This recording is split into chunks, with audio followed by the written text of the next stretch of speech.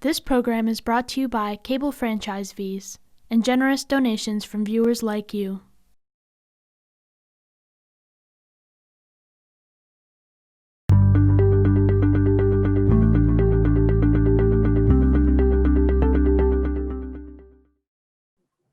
Okay, good afternoon. I am going to call the Finance Committee meeting to order. This is actually a joint meeting of two committees at this point. So when I'm finished calling the Finance Committee to order and doing the formalities with that, I will ask Mandy then to take over to call the Community Resources Committee to order. This is meetings of Tuesday, January 5th, 2021 at 2 p.m. And this meeting is being held as a virtual meeting pursuant to Governor Baker's March 12, 2020 order suspending certain provisions of the Open Meeting Law, General Law, Chapter 30A, Section 18.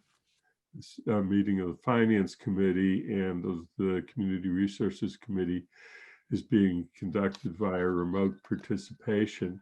And because it's being conducted by remote participation, I'm going to do a quick roll call of the people who are present from the Finance Committee just to make sure that they can hear and that when they reply that we know that we can hear them. So Lynn Griesmer. Present. And Bernie Kubiak. Present. Bob Hegner. Present. Dorothy Pan. Present. Pat DeAngelis. Present. And so I think that is constitutes a quorum. There are two members who are not present at the present time. There was a conflict with the meeting involving the Massachusetts School Building Authority.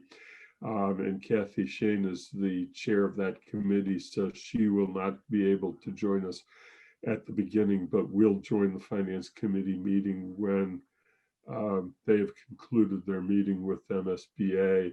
And our newest member, non-voting member, Jane Scheffler, is not able to join us today, but said that she will be fully engaged with the committee as of the next meeting, and she's looking forward to participation. Mandy, you want to call your committee to order?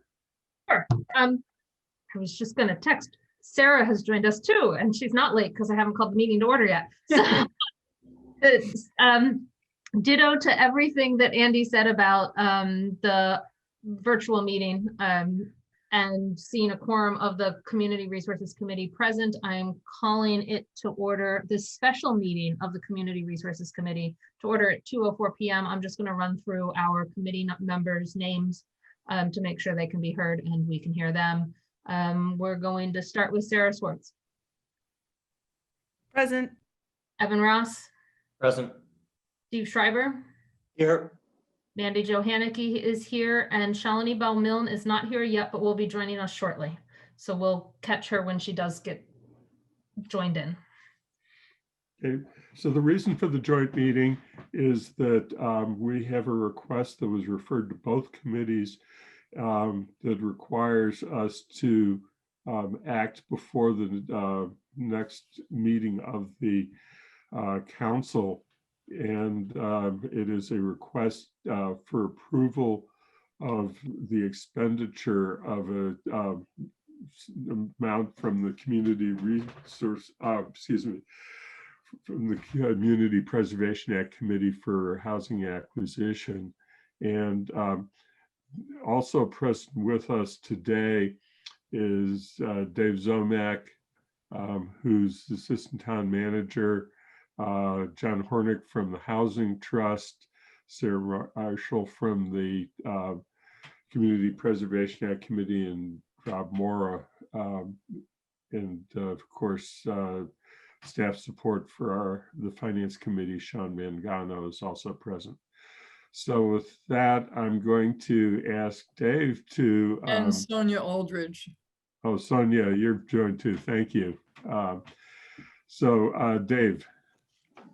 Oh, great, Andy. I think with your permission, what I was hoping to do today with Rob and with John, and I know Sarah is here to speak to the CPAC's recommendation on this acquisition. Because not all members of the Finance Committee have heard the full presentation, we were hoping to quickly go through the slide deck that was shown to the council. Would that work for you, Andy, and for the Finance Committee? That's fine with me. I did ask that we did send the slide deck to the resident members and ask them to review the slide deck in advance so that if they had questions that they could be prepared to get to their questions fairly quickly. Well, So we could really quickly go through. We're not going to read the slides or anything like that, but I think it would give it a little quick context, and then we can refer back to maps as questions come up. So I don't know whether Sean or Athena is controlling the. Lynn is. Or Lynn. Lynn who's ever controlling. So great, thank you. And I will be brief. I think there's a couple of slides that I'll handle, then I'll turn it over to John, and Rob has one or two as well. So we're excited to speak to the Finance Committee and CRC about this potential project on Belchertown Road. Suffice it to say that this is a somewhat new approach for the town of Amherst. The town is taking the lead on this acquisition. We have engaged and secured a purchase and sale agreement with the owner of these three parcels off of Belchertown Road, with a potential closing date of February 16th. This is not unlike being a more aggressive and more proactive at acquiring land for affordable housing is not unlike what other communities do throughout Massachusetts. And in particular, our neighbors to the west, Northampton, does this creatively and quite consistently over the past 10, 15 years. Next slide. What we hope to do is purchase this land and open up the opportunity, the possibility of building 40 new affordable units on the property. We'll talk a little bit more about the property attributes in a minute. We've already done most of the development viability work. We've assessed the property. We've done appraisals. We've done wetlands work. Survey work is pending, but we don't need that right now to move forward. And the hope is to possibly work together with the Housing Trust to create a combined RFP for this property and the property known as the Street School property. Next slide. Why this property? Just to set the stage, this is in the East Village. As you can see in the slide, in the upper center is Fort River School, and the three parcels are outlined in red. There's a flag lot and two frontage lots. Why this property? As staff and I looked at this property that came on the market some months ago, we really began to look closely at its proximity to the village center, proximity to Fort River School, to shops, its walkability, it's on bus routes, it's near conservation land, and it's also happens to be very near East Street School, which is in the upper left-hand corner. So all of these characteristics, all of these attributes really caught our eye, and we started to put together kind of a profile of the project and the property and say, this would be a good property for the trust and the town to work collaboratively on to purchase and develop into affordable housing. Next slide, please. So this is just kind of a Google Street View showing the property in the upper left, upper center, flat, dry. It does have two structures on it. The house on the left, much older, I believe 1950s, that is currently rented. The structure on the right, the house on the right, is 1990s, a modular construction, and is currently vacant. Both properties have been rented in the past by the owner. One owner owns all three parcels. And of course, later on, we might talk about some of the potential possibilities of of renting one or more of these structures for income until we are able to build new affordable housing on the site. Next slide. As we assess the property, as we looked at analyzing the property, what we saw was 2.66 acres total, which is a significant piece of property in Amherst.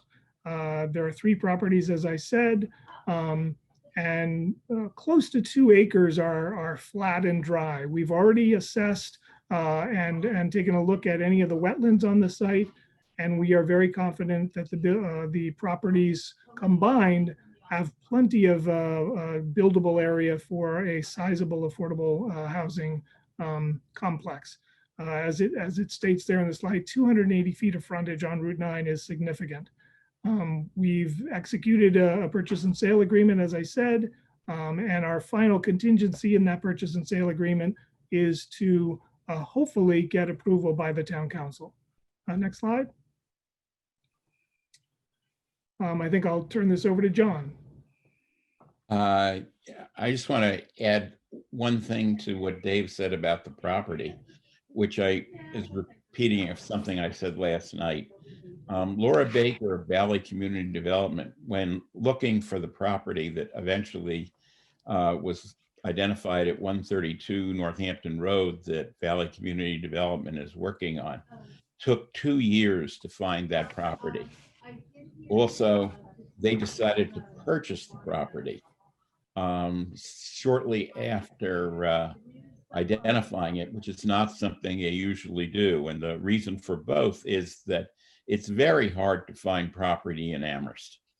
And so I personally really appreciate the town finding this 2.6 acres plus on Belchertown Road, because it's not easy to do based on Laura's experience of hunting for 2 years.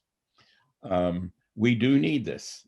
Again, this slide basically talks about various reports or studies that were done to look at the need for housing.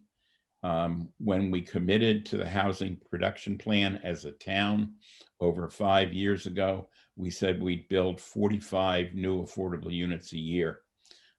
Less than 50 units have been added in the last 5+ years. So we haven't really kept up with what we promised. The rental costs of new places are extraordinarily high.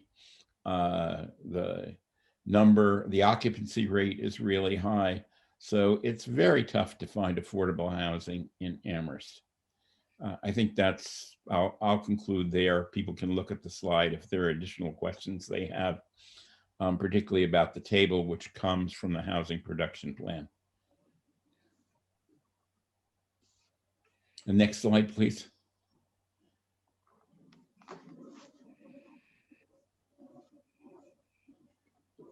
Dave, are you or Rob taking this one? Dave, you're muted, so. John, I think you were going to take this slide and Rob the final slide. Okay. This basically, again, goes a little bit further in adding information to the slide Dave had earlier about the context. This shows the couple of views from the property, one towards the East Village Center. As we pointed out earlier, it's probably a quarter to a half a mile from the center of East Amherst. So in one direction, you can see the buildings that are there. In the other direction, you can see the conservation land that is immediately to the north of the property. So the property will help with the critical need.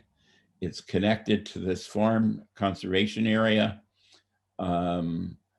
Actually, this says that the requested funding level, the town investment is less than $30,000 per unit. I think it's probably going to be closer to 20,000, if not less, per unit, which is quite good for Amherst. As Dave mentioned earlier, for a number of reasons, we think it makes sense to bundle this property with the East Street property for development. And last but not least, the purchase price of $735,000 was, I think, about $30,000 below the appraised value. So overall, we did pretty well on this purchase. Next slide.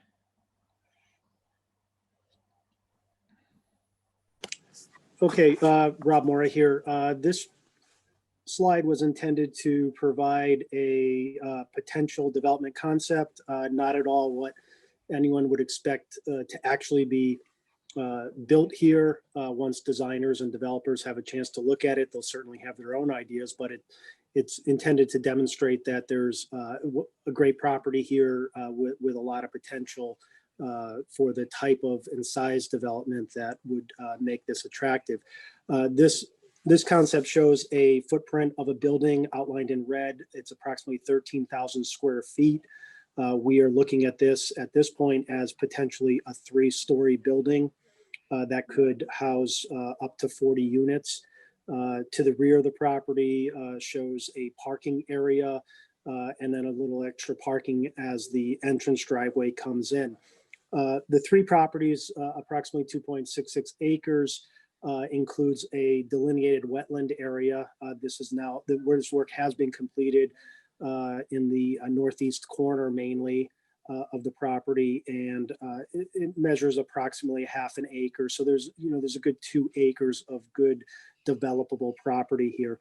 The house at the rear of the most northern part of the property, number 72, is a mid-90s modular building that we think has potential to be repurposed, relocated, and reused for housing.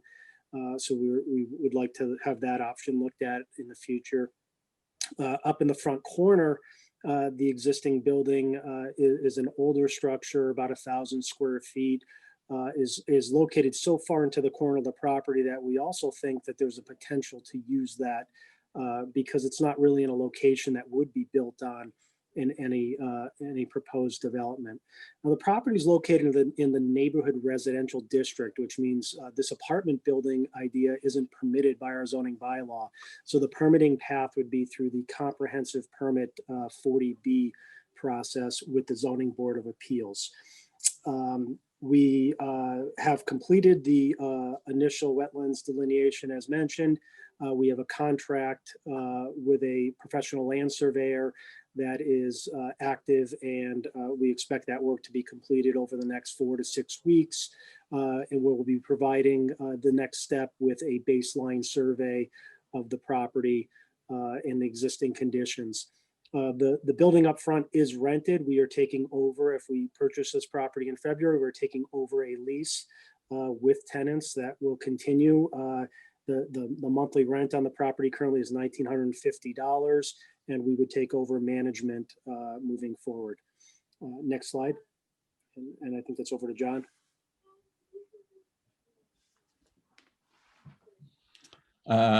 Yeah, this is a review of both our costs and anticipated expenses related to this item.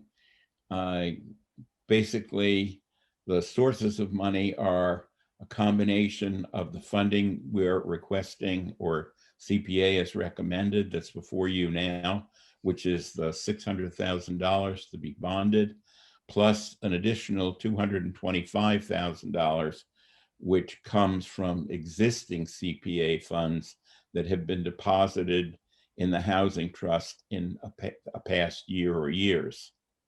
So that's the total, that gives you the total. And that's to go against the purchase price, plus a variety of other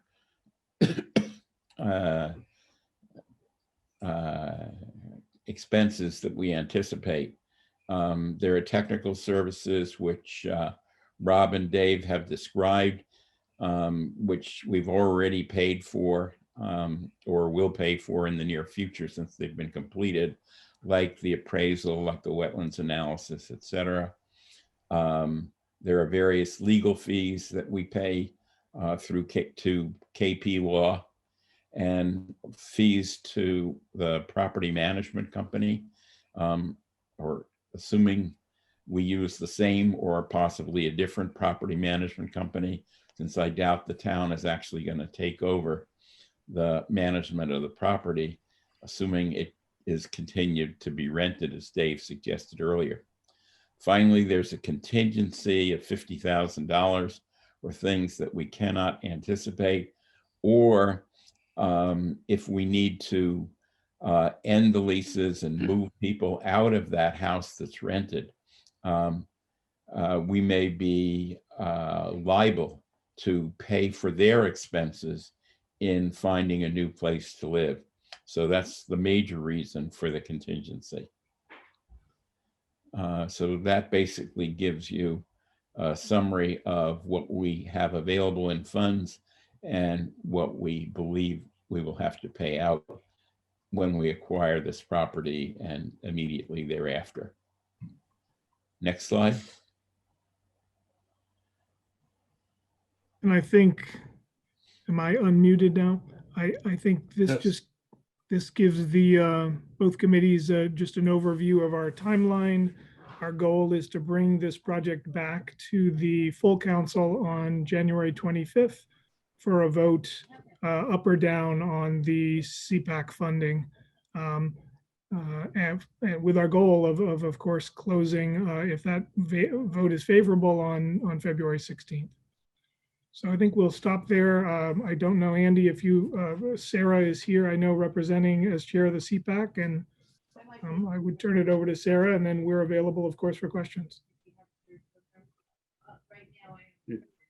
Sarah, did you have anything you wanted to add to? Well, thanks, Andy. I think all of you except the non-voting members heard my statement last night,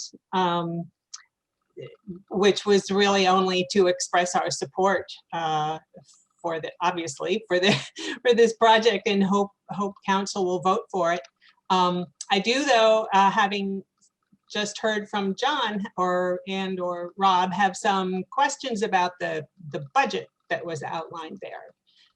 It's my understanding that all the funds are essentially CPA funds in origin, so that all the expenses shown would need to be eligible. And I don't know, Sonia or Sean maybe will know if the costs associated with getting out of a lease or relocating tenants would be expenses that for which CPA funds could be used.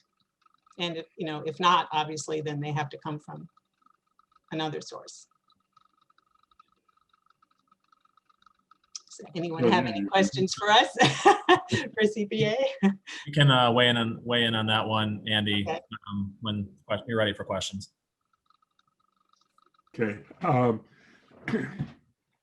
We can actually handle that one. And then what I was going to try and do is ask people after we respond to Sarah's question, since it's now out there, if it's possible to respond to it now, to try and focus on housing questions, what is anticipated for the property, and try and hold the financial questions to later. Then if CRC members are squeezed in time, since our meeting for the Finance Committee is continuing afterwards, I wanted to make sure that we get to the questions that are of the greatest relevance to CRC sort of at the beginning. So once if there's a response to Sarah's question, I have a response if you want to hear it. okay, please, Sonia, go ahead. Sarah is correct.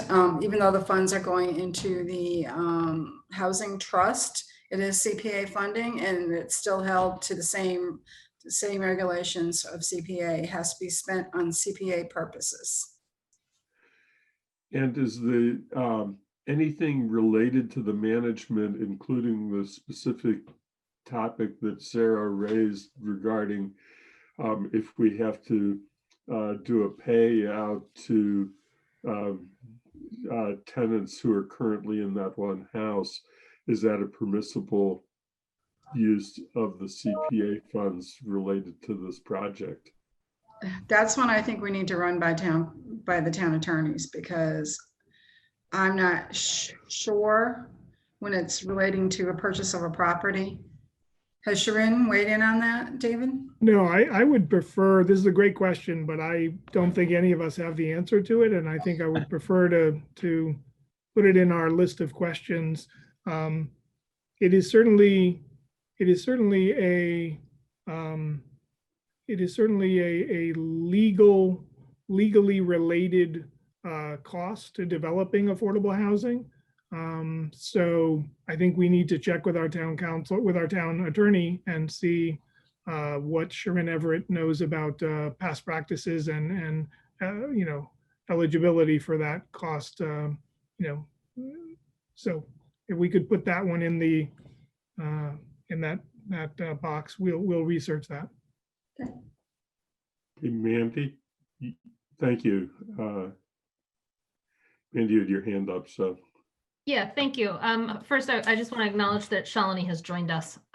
So we do have Shalini, our 5th committee member here. On a related question, I'm just going to start with my questions. It relates to if we purchase this property with CPA money. I have a couple of questions about what its use can be. And so I'm going to try and group them. If, say, there is no interest in building affordable housing on it, like we have a problem with East Street School right now, if, say, the RFP doesn't work out or whatever, what are the options the town has for the use of the land is my first question. My second one is with the use of CPA money, and it looks like wholly CPA money to purchase this land, can an RFP actually have a requirement for workforce, non-80 AMI or lower units in it, or will the entire building and all buildings, including the houses on the property right now, have to be affordable in that CPA required, capital A, as John Warnick likes to say, affordable manner of 80% AMI or lower? I think those are my two questions, sort of related to how does the sole use of CPA money relate to what we can do with this property and the RFPs. So I think I can start on that. Maybe John might want to jump in, or Sonia. Let me see, I may need a little help going back to your questions there, Mandy Jo. But so your first question was about, so if all the land is purchased with CPA dollars, it does need to be used for affordable housing purposes. If the town, so I guess if the town were unsuccessful in one or more RFP processes and decided that at some point the land could not be used for that purpose, I think the land would probably have to be sold and those proceeds put back in the CPA fund. Okay. Your other question, I think, was related to, can there be a mix of affordable and non-affordable units? My understanding is that there can be, even though the money for the purchase of the land is coming from CPA. John didn't get into leveraging, but the amount of leveraging that will come from this is many, many fold. We're talking millions of dollars here. The town might invest, let's say $850 in this property and the legal and other related costs, but to actually build 40 units on that land is going to be millions of dollars that the town will not have to put in. The state or the developer will leverage from the state and federal government those dollars. So there is an opportunity to look at mixed use. I think to some degree that would be up to the trust to work on both properties to decide, are they looking for a 100% affordable complex? And how does the budget work out with regard to that? Or is there a mix of affordable units and market rate units? And John, I don't know if you want to add to that or tell me I'm wrong. No, I think what you said is correct, Dave. When we drafted the RFP that went out for the East Street school site, which we will now redraft, and at the same time we're drafting a new RFP for Belchertown Road and putting them together, we did allow for the possibility the developer might want to propose a mixed rate housing unit that would include some market rate units and some affordable units. There had to be a minimum of affordable units of 50% of the total. And we also had a hard number of 15 actual affordable units. So it's possible that the Housing Trust will decide to do the same thing here. What I will say, which I think is part of your question, Andy Joe, is the units that are market rate will not be subsidized. We can't expect that the Department of Housing and Community Development will provide money to the developer for the purpose of the units that go above 80% area median income. I also want to say, again, going back to the example of 132 Northampton Road, they provided a mix of allowable area incomes from, I think, 30% AMI to 80% AMI. And the expectation was that people at the level of 80% AMI would actually be working. So at that level, you do get workforce housing. They're working at jobs that don't pay very well. In the town of Amherst, in the case of that development, in order to be able to qualify. So I think if we have a limitation of 80% AMI, it's not that nobody in that development is going to work. We would expect to open it, I think. Again, I'm speaking for the Housing Trust, which is yet to actually draft the RFP, but I would hope that we would expect that it will be set up so that there are working people who could be in these units. Sonia, do you know whether the whether the Community Preservation Act, and Sarah might answer this question too, does it refer to community housing or affordable housing in the requirements of use for this purpose? It's community. And is that a defined term in the statute or regulations? I believe so, yes. So I'll double check, but I'm going to say yes. If I'm wrong. Andy, my understanding is that you can use CPA funds going up to 100% AMI. How you would do that when you're mixing it with a significant amount of state funds, I'm not sure. okay. Bob Hegner, you had your hand up. Yeah, I had two questions. The first question is, I'm a little confused by the numbers now in terms of how many affordable units that we're actually going to have versus how many total units that can be supported on the property. So my understanding is property can support 40 total units, some of which may or may not be affordable. Some of which may be market. So I think we need to clarify what those numbers actually are. And I guess the second question I have relates to the zoning and whether you anticipate there would be any concerns by the abutters or by the property owners. Like there's a couple of apartment buildings across the street. Would those owners have any issues with potentially competing units or things like that? Andy, maybe I could take the first one and start on the second, and Rob might be able to comment on how this would go through the process. So I think while I appreciate all the interest in the number of units, and I know that's the prize, right? That's what we all want. We want units. There is really just no way at this stage in this project or in the East Street project that we can know the number of units. We can't know how many on Belchertown Road, and we can't know how many exactly on East Street School, and therefore we won't know the total. That's why we've been using ranges. And therefore we also don't know whether there might be a mix of affordable and market rate units.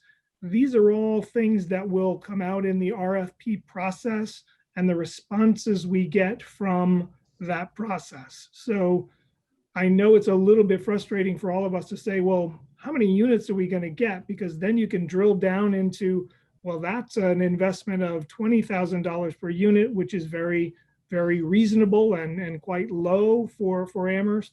But I just want to put it out there that we're using ranges based on what we learned over at East Street School. If you recall that process, that was a very rigorous process. And Kuhn Riddle was hired to help us explore what is possible on the East Street School property, which includes the old East Street School itself. And there were a number of different scenarios outlined by Kuhn Riddle. And I would encourage any of you to look back. All of that is online. And I think their range was, I want to say, and John can help me, somewhere in the high 20s, 27, 28 units to maybe 35, 36, depending on the scenario with the East Street School. And then even with the East Street School, that brought in uncertainties of cost. Because as we know, sometimes renovating an old structure can be more expensive than just demoing it and starting new.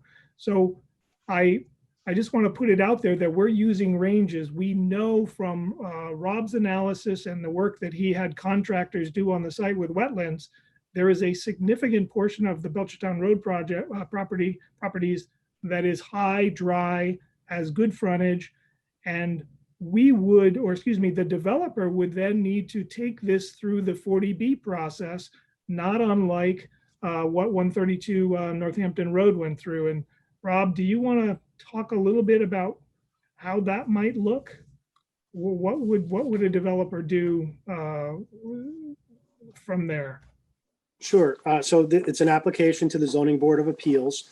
And, that's the time where we are required to provide notice to all the abutting properties and really truly get their feedback. Of course, there's no way to anticipate what the reaction would be.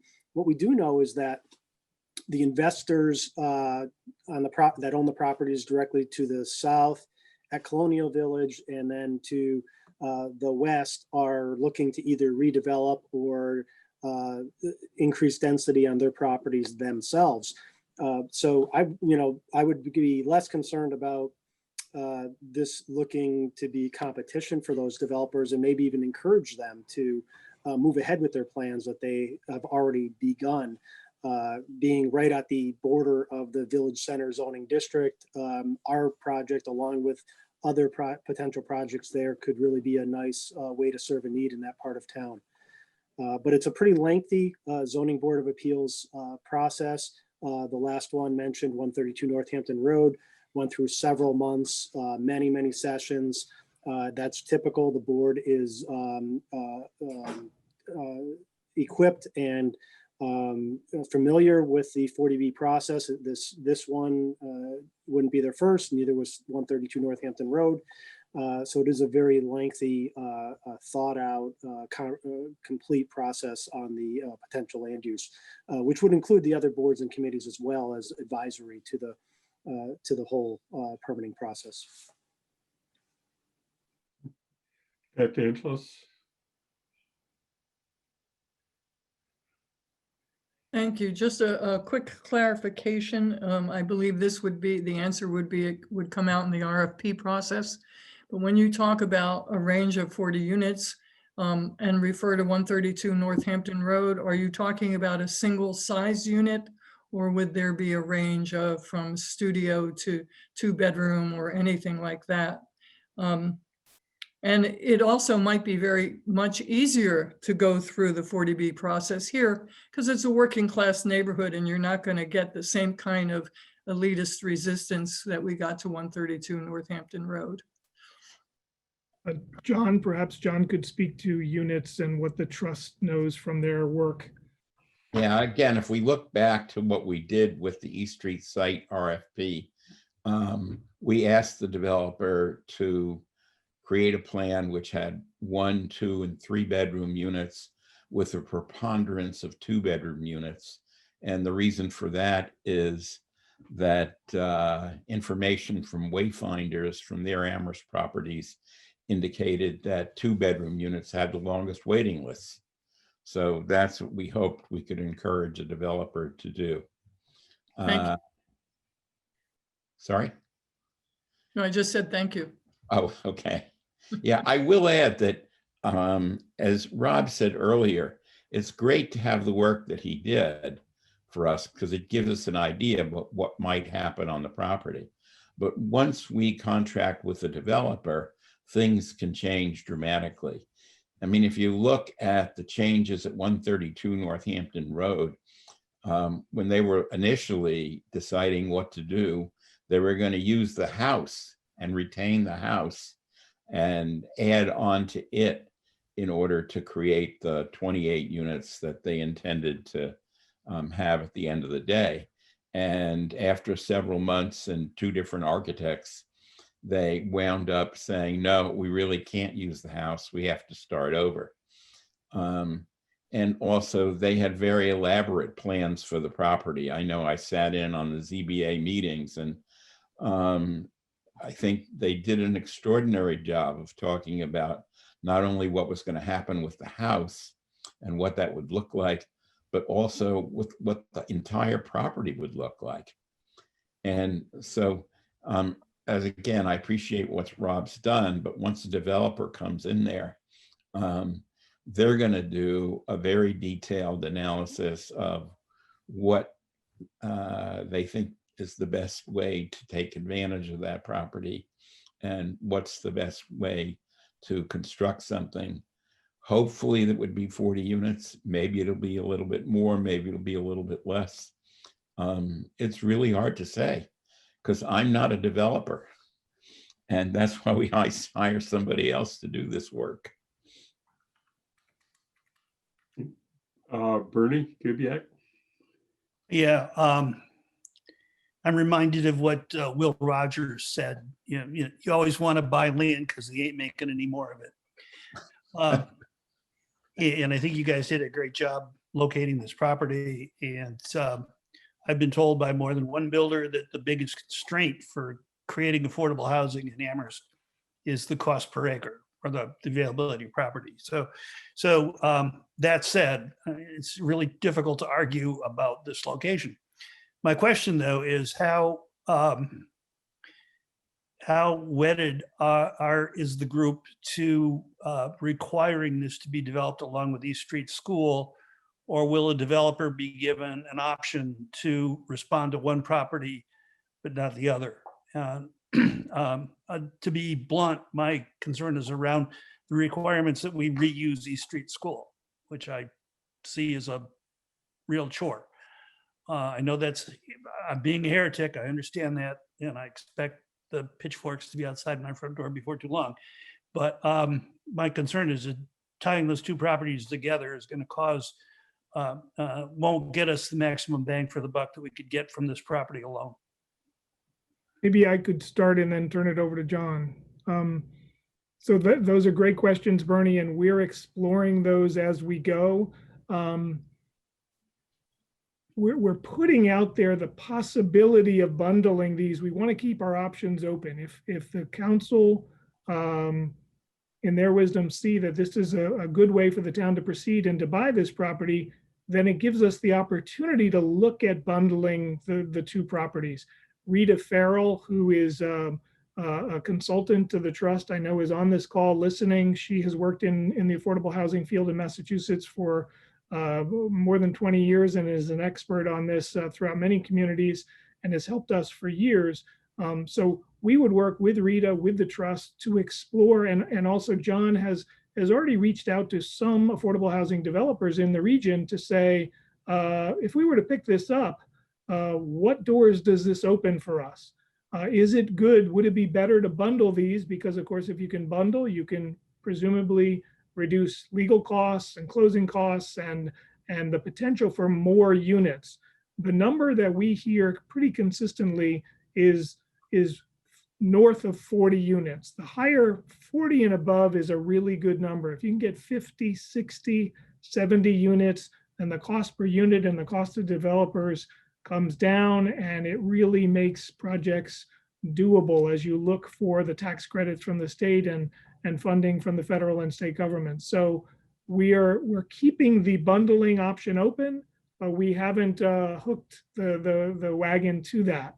And I think it'll be probably a few months before we know more about that. And John, I don't know if you want to add anything to that. Is that accurate as you see from the trust standpoint?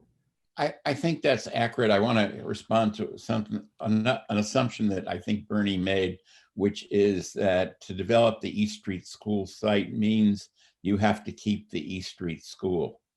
That is not the case. We are open to not keeping the East Street School, and we are particularly concerned about, honestly, the costs for somebody doing so. We are going to have a report on the amount of asbestos and lead that's in the building, and about other barriers to reusing the school. And we may simply go forward and tell developers that we simply don't expect them to go through, or we may give them the data that we have available and ask them to tell us whether they think the school should continue. As you said, Bernie, that's kind of heretical, but it is something that we will definitely be considering. I mean, there are other reasons to combine the two sites because they're close together. They may allow some economies of scale in the building process for the developer. As Dave mentioned, we're looking for low-income housing tax credits to subsidize this development. And there is a sweet spot. When you look at this as a problem, the problem really is paperwork. Nobody is really enthusiastic about doing paperwork for development that's small, because there's a huge amount of paperwork that's required of the developer and of the Department of Housing and Community Developments, and possibly others who touch on this process. So as a consequence, having more units to develop is really a huge advantage. And that's one reason for combining the two sites. And again, from my discussions with various people, I think that's a very significant reason to combine them. But my colleagues on the Housing Trust have yet to consider that or to weigh in on that. I'm just giving my personal opinion. Okay. I'm going to just make one statement, and then if there's, it doesn't need an answer unless my assumption is wrong, and that is that Coon Riddle or the town, that the current East Street School building has no historic preservation attachments to it that would interfere with our ability to just remove the building if that's the best thing. I know we have a number of hands up. I wanted to ask Lynn if she could bring Rita Farrell into the meeting, since Rita is a consultant to the town and to the trust, and she has her hand. And then I'll go, while she's doing that. Lynn, did you have a question? Were you waving your hand because you had a question? I did. I do have questions, and unfortunately, because I'm doing the other stuff, I can't raise my hand because the function's not there. At this point, the Housing Trust owns or has possession of East Street School. And I'm assuming, and that's by vote of the council, I'm assuming, or please describe to me who will own this property and at what phases along the way. That's one question. A second question for me goes back to the assumption of 2% rate of vacancy, and wondering how current that is and whether that has been affected by COVID and the lack of students renting, or maybe they are renting, but I just wonder if it's been affected by COVID, and therefore, is it a reliable number or is it worse or better? So those are two of my questions. And then my third one is, I think the answer is going to be no, so I'll just accept that. But Is there any opportunity with this property to create housing that leads to home or condo ownership? I can try. Oh, you want to answer those, Dave? Let me take a shot, John, at a couple of them and see where I go and fill in the blanks. So in terms of who will own the property, Lynn, it's a great question, and I want to be clear. So the purchase and sale agreement is with the town of Amherst. It was signed by the town manager, and the closing would be with the town of Amherst and not the trust. Again, the trust is part of the town. We are collaborating together. I want to really make that clear. Unlike, say, a nonprofit, we've enjoyed a wonderful relationship with the Kestrel Trust. They are a 501c3 nonprofit. They have given maybe millions of dollars to the town for open space. That is a completely different relationship. This is a relationship whereby the trust and its holdings, financial holdings, are controlled and managed by Sonia Aldridge's office. And so it would be the town of Amherst closing on the property. The town of Amherst would then own the 2.66 acres, and they would be managed by the town of Amherst until such time as we decide on a pathway through the disposition process. So we would likely stay engaged with the current rental management company. That's Kendrick Properties. We would likely have them continue to manage the rental property on site, and that the town of Amherst, likely working through Rob's office, would oversee other things on the property to make sure it's secure, it's kept up, et cetera, as we work through the RFP process. It would only be at which time we decide on the pathway forward that decisions would come back through the council to decide on, do we need to transfer the land to the trust and ultimately to developer X? Is there a long-term lease? There are many branches on that tree that we haven't explored yet. I did just want to also put out there that two things related to that. Questions have arisen about property tax. The three properties currently right now pay about $14,000 or close to $15,000 in property tax every year. A question was posed to us through one of the meetings. If a building were built on, or buildings were built on the property, how much would that bring in? I think the short answer to that is it depends. It depends on the size of the building. Let's say it's one building with 40 units. It depends. The assessor's office assesses a building like that based on the rents that are charged within that building. So a lot of the assessment will depend on the composition of 1 bedrooms, 2 bedrooms, 3 bedrooms that are ultimately in the building. What we can say from looking at, say, 132 Northampton Road, I believe that property, prior to it being bought by Valley CDC, paid on the order of about $5,000 a year. Valley CDC estimated through the zoning Board of Appeals process and other questions that came about that would ultimately pay 4 to 5 times as much in property tax. So I think that's a general rule that once a multi-million-dollar building that has multiple units in it is built on this property, it would bring in far greater than the current $14,000 it is currently bringing in tax revenue.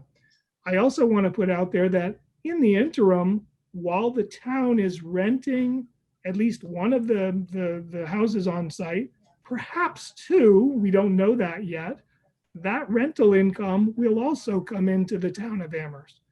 Where that rental income goes, I would work with Sonia and Sean on where that rental income goes. But the rental currently, if you subtract the property management fee, which is about 15%, is probably on the order of $18,000 a year. So some people have said, well, while the town owns it, do we lose the tax revenue? We do, but we would still have more than that in rental income coming in. There would be some maintenance to the house, et cetera, but we could address that through the rental. So anyway, And I guess I would turn over to John or others on the call about rate of vacancy. I don't know, John, you want to say anything about that? I probably am not going to say much about that in town. I don't have a current number. The number that we had on the slide comes from Nate Malloy, and Nate is not on. My guess is that the vacancy rate would probably be somewhat higher right now because of the COVID epidemic. We have certainly heard about college students simply abandoning rentals in town. So you're probably correct. On the other hand, I believe everybody's expectation is, let's say by next fall, when, assuming the university and the colleges are going at full enrollment, that everything that might be vacant today, or virtually everything, will be rented, and we go back to the 2% situation. I mean, again, that's speculation on my part. I did want to answer one other question you have is, could we put up some form of workforce housing on this property? The big question for that would be, well, why would you, I say two questions. One would, why would you do that instead of housing for families and individuals who are low income? I mean, that's a value choice. I think this particular property is especially helpful for people in those circumstances because of its location on public transportation. I think if the town has another piece of property, and it might, where we could put up, say, workforce condos, so to speak, it's possible we could get financing for that from Mass Housing Finance.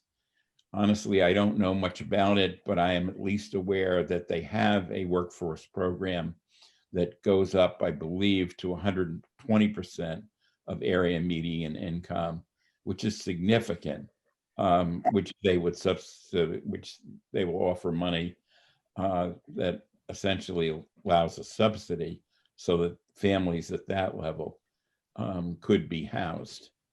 And that I believe is a home ownership program. yeah, okay, I'm that's not actually sure because, like I said, I need to be more familiar, and I think that's something the trust will be looking into. yeah. And I mean, John, you know from previous conversations that, you know, as we look at the issue of racial equity and social justice, of accumulating wealth with a home or a condo is part of achieving that goal. And I think we need to be looking into those options. But thank you. So I wanted to introduce Rita Farrell to everybody.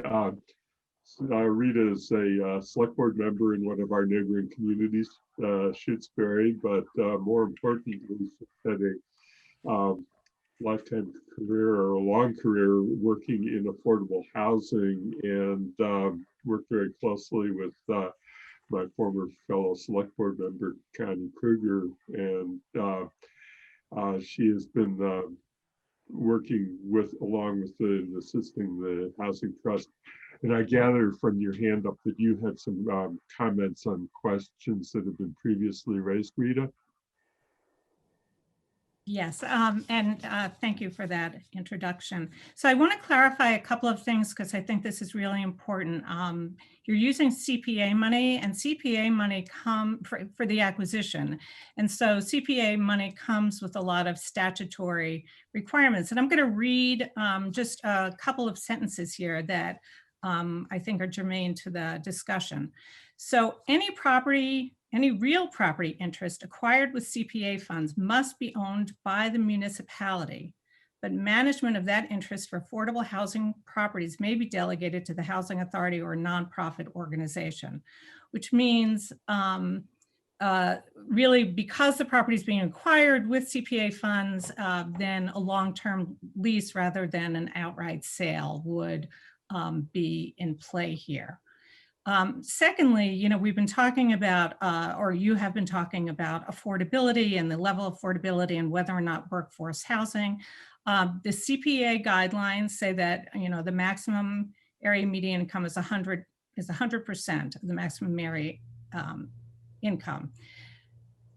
permanent deed restriction is required when you acquire with CPA, and real property interests acquired in whole or in part with community preservation monies must be bound by a permanent deed restriction that limits the use to the CPA purpose for which it was acquired and runs with the property in perpetuity. So you could not do anything over 100% of AMI, given that this property is being acquired in whole with CPA funds.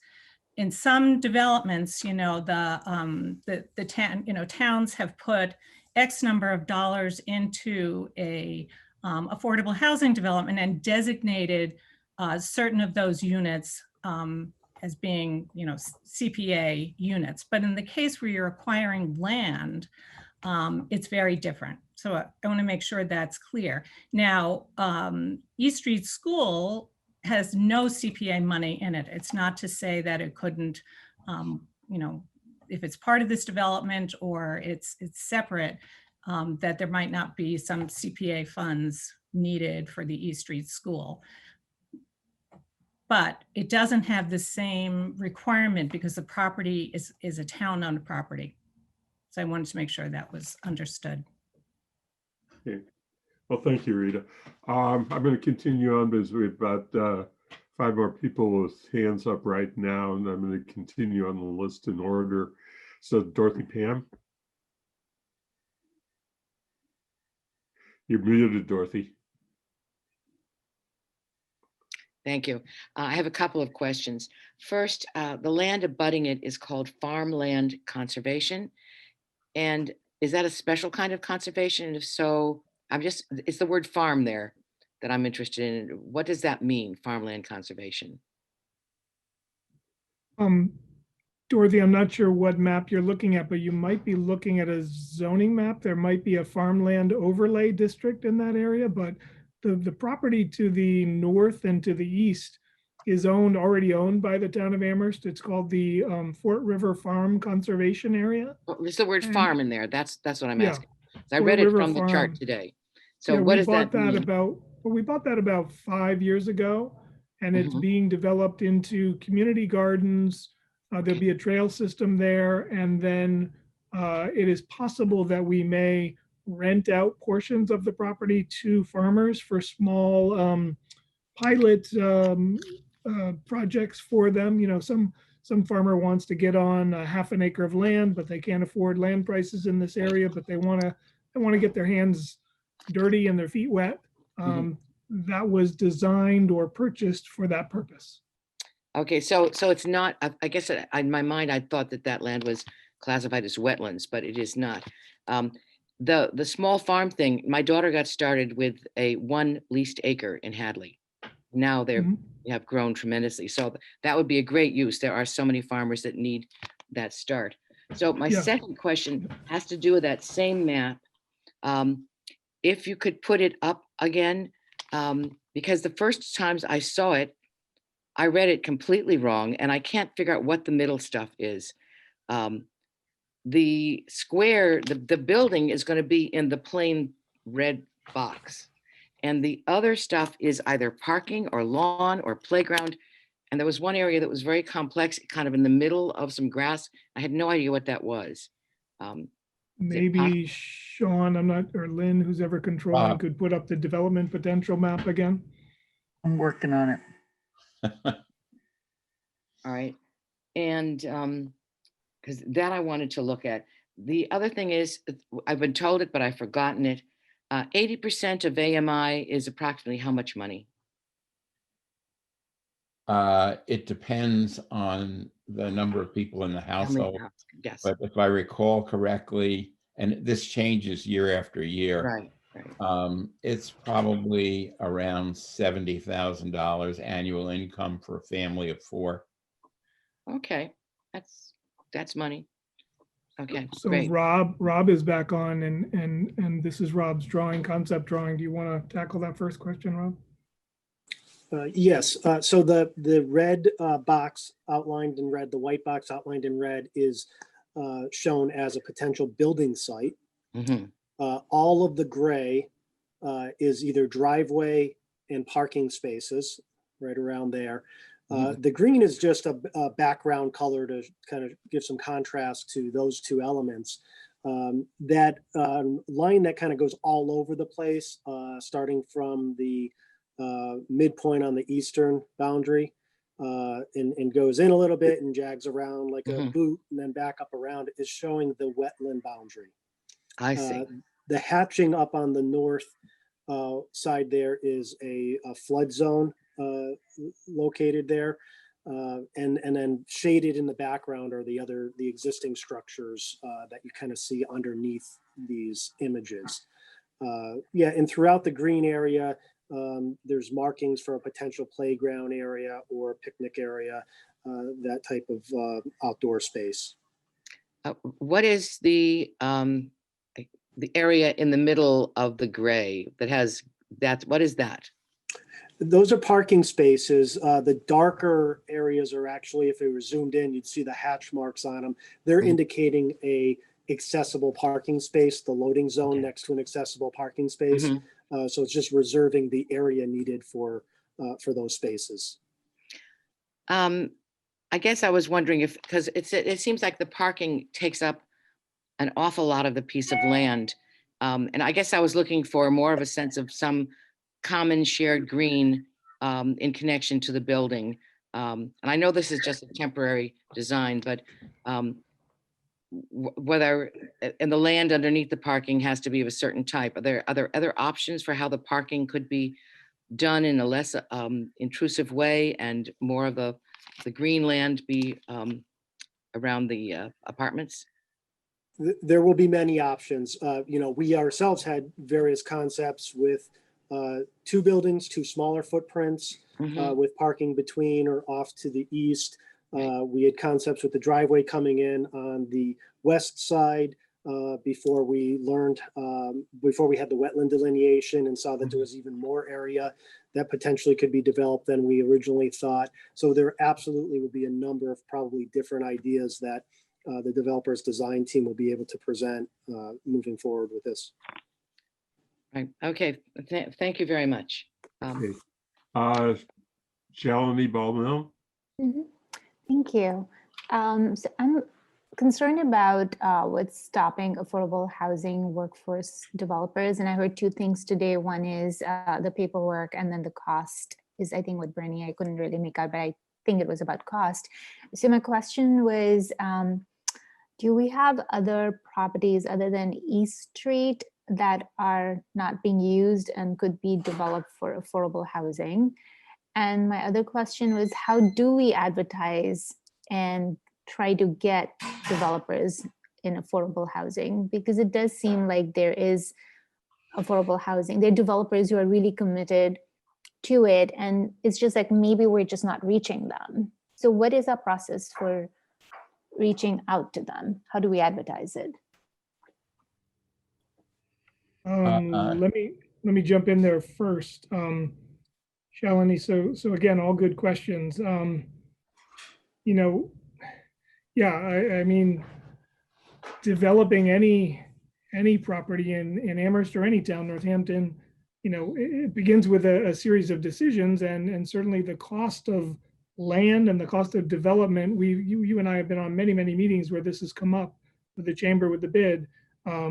So the cost of land and the availability of land is very key in Amherst. And John spoke to this a few minutes ago.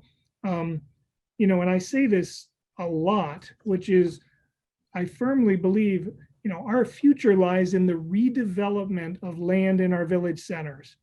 This is redevelopment in our village centers. For a whole host of reasons, it doesn't make sense for us to spread out.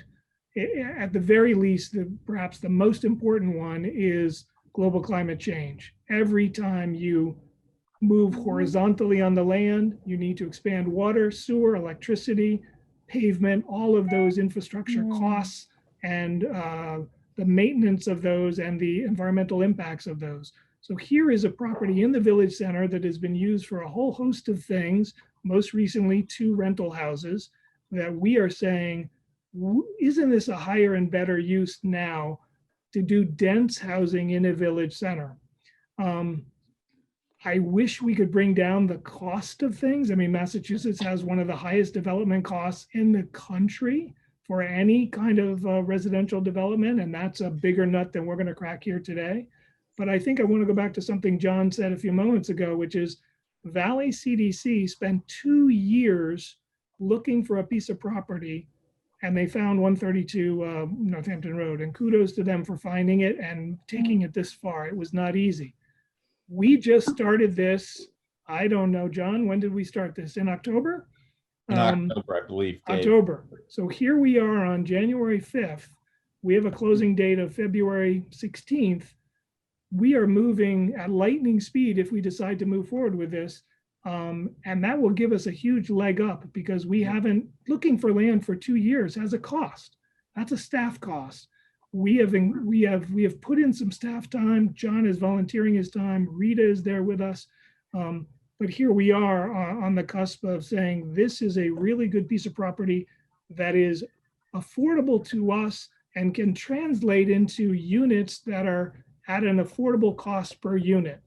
$20,000 to $30,000 per unit in the end is very affordable for the town of Amherst, and we hope a developer will be very interested in that. John has already reached out to a few developers, and I don't know if you want to say anything about that, John, and kind of talked about this a little bit, and there's certainly interest in this moving forward. So anyway, I'll stop there, but there were other parts to your question that maybe John can address, or Rob or Rita. Yeah, I'll just say a couple of things. One is that formally, the procurement is the responsibility of Anthony Delaney, who works for the finance department. So Anthony is responsible for releasing the RFP. And I believe at least one of the things that he does is to put it on the state website so that people who are interested in this will find it there and become potential bidders. I know I talked to a couple of people that I ran into at a JAPA meeting who said this was flagged for them by somebody on their staff, and they did look at it. This was the East Street School RFP, but ultimately decided not to bid. We do have the expectation that at least Valley Community Development will bid, and they're a perfectly good developer, but we'd like to attract more. I spent some time, actually Rita and I spent some time talking to Peter Graham. Peter Graham is somebody who has been a developer, but currently is the director of an organization called MBL Consulting. What they do is assist small developers primarily in figuring out how to finance a project that they're working on. So all of this is a pretty arcane business, and there are specialties that develop in each part of it. Anyway, as I said, I talked to Peter and I asked him for some recommendations for people we might talk to, both within Massachusetts and outside. So I have a list of names and contacts. I've yet to follow through with that because I've been busy with this and other things related to the Emergency Rental Assistance Program and the trust generally. But Rita and I do intend to make contact with those other people. And so we hope to bring interest from more potential developers than we had at the East Street School site originally. Thank you. Thank you. Thank you. Anything else? Because otherwise, back to CRC Chair Mandy Johanneke. Thank you. I'm going to move off of the affordable housing part of this for a little bit because CRC deals with what the land use is. So one question about the farm conservation area that's behind it, and you've talked about creating trails in that area, and I know you've talked about Fort River Elementary being close. Would it be possible to create a trail through the conservation area to Fort River so that anyone needing to get there doesn't have to walk along the sidewalk on Belchertown Road, number one? Number two, about that transportation on Belchertown Road. I know a lot of people who are afraid to bike on Belchertown Road, and I know there's some state potential issues looking into redoing Belchertown Road. Would a project like this, I guess, help the redoing or help the ability to move forward on the redoing of Belchertown Road to really make Belchertown Road safe for not only waiting at bus stops, but also biking along the road and walking along the sidewalks that don't feel safe to a lot of people. Like what would we, like, what are the results, I guess, of either this project or ensuring that people that are at this project, but also Colonial Village and the other areas around, have actual safe access to the village center and to bus stops? And is there a cost associated with that?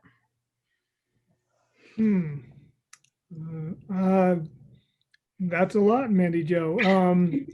I think we would all agree, if you've driven or ridden your bike or walked along Belchertown Road in that section, it is, I don't know, is it a moonscape? I'm not sure what it is, but it is a mess.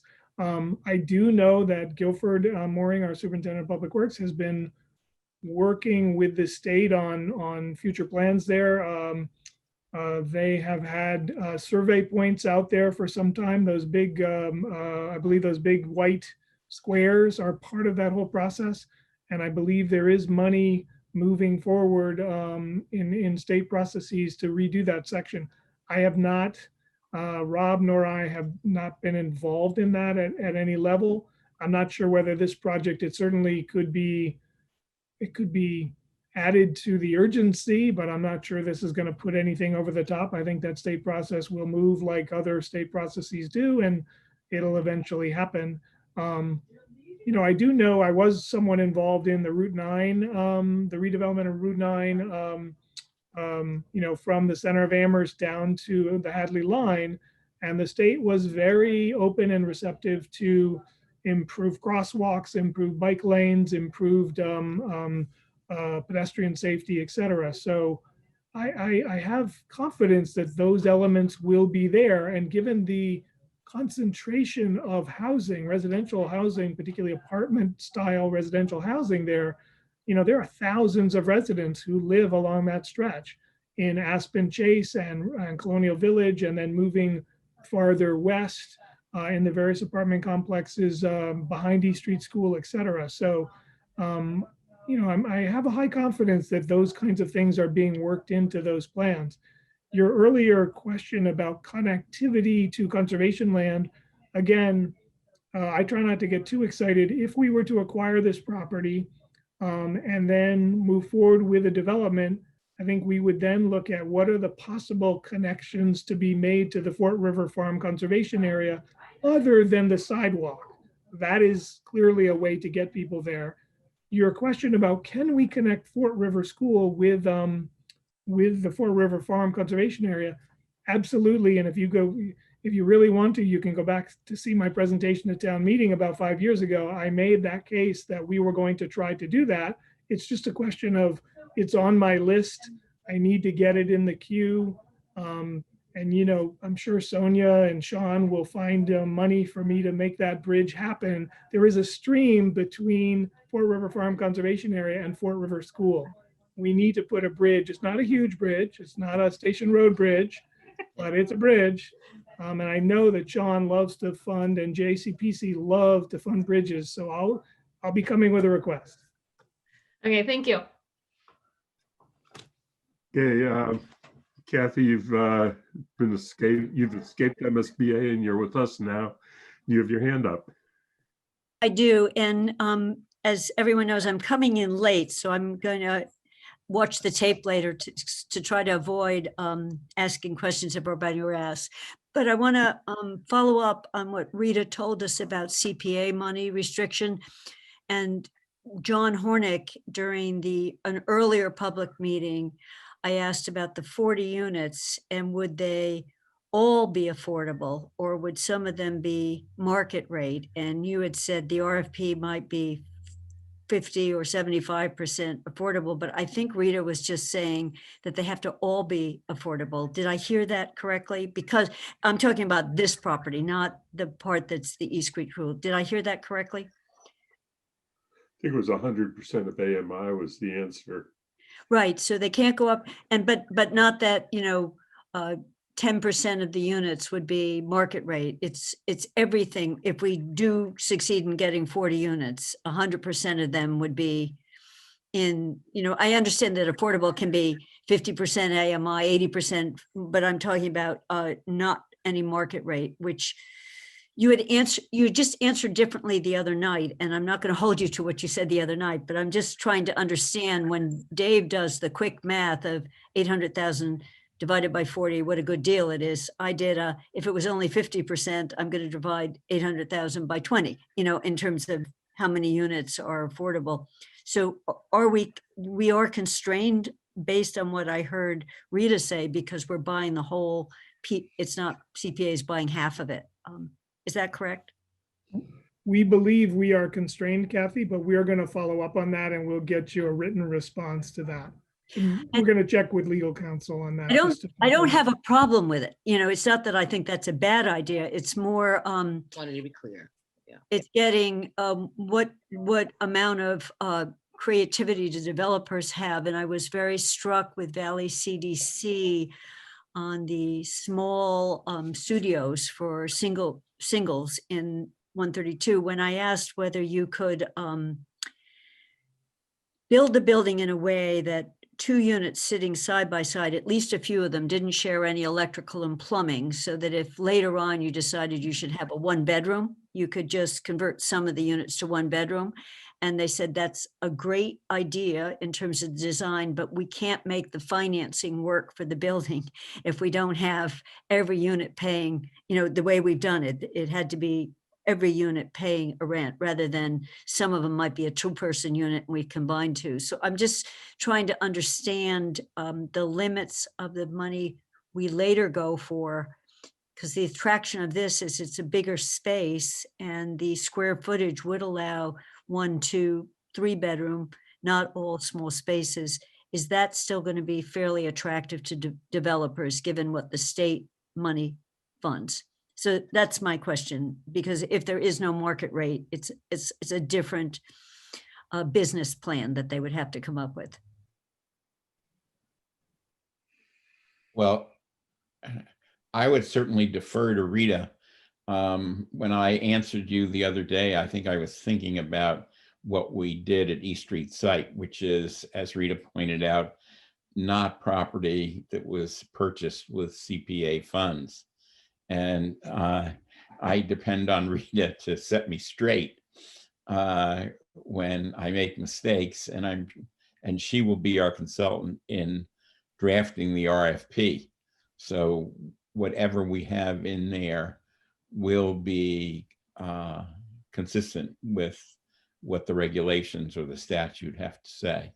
I just want to be clear. I'm not against that. It's just, I think it's another piece of risk, because we didn't get a bid we loved on East Street, and they had some flexibility. So I had sent some questions in advance to you, but this is potentially leveraging a lot of money.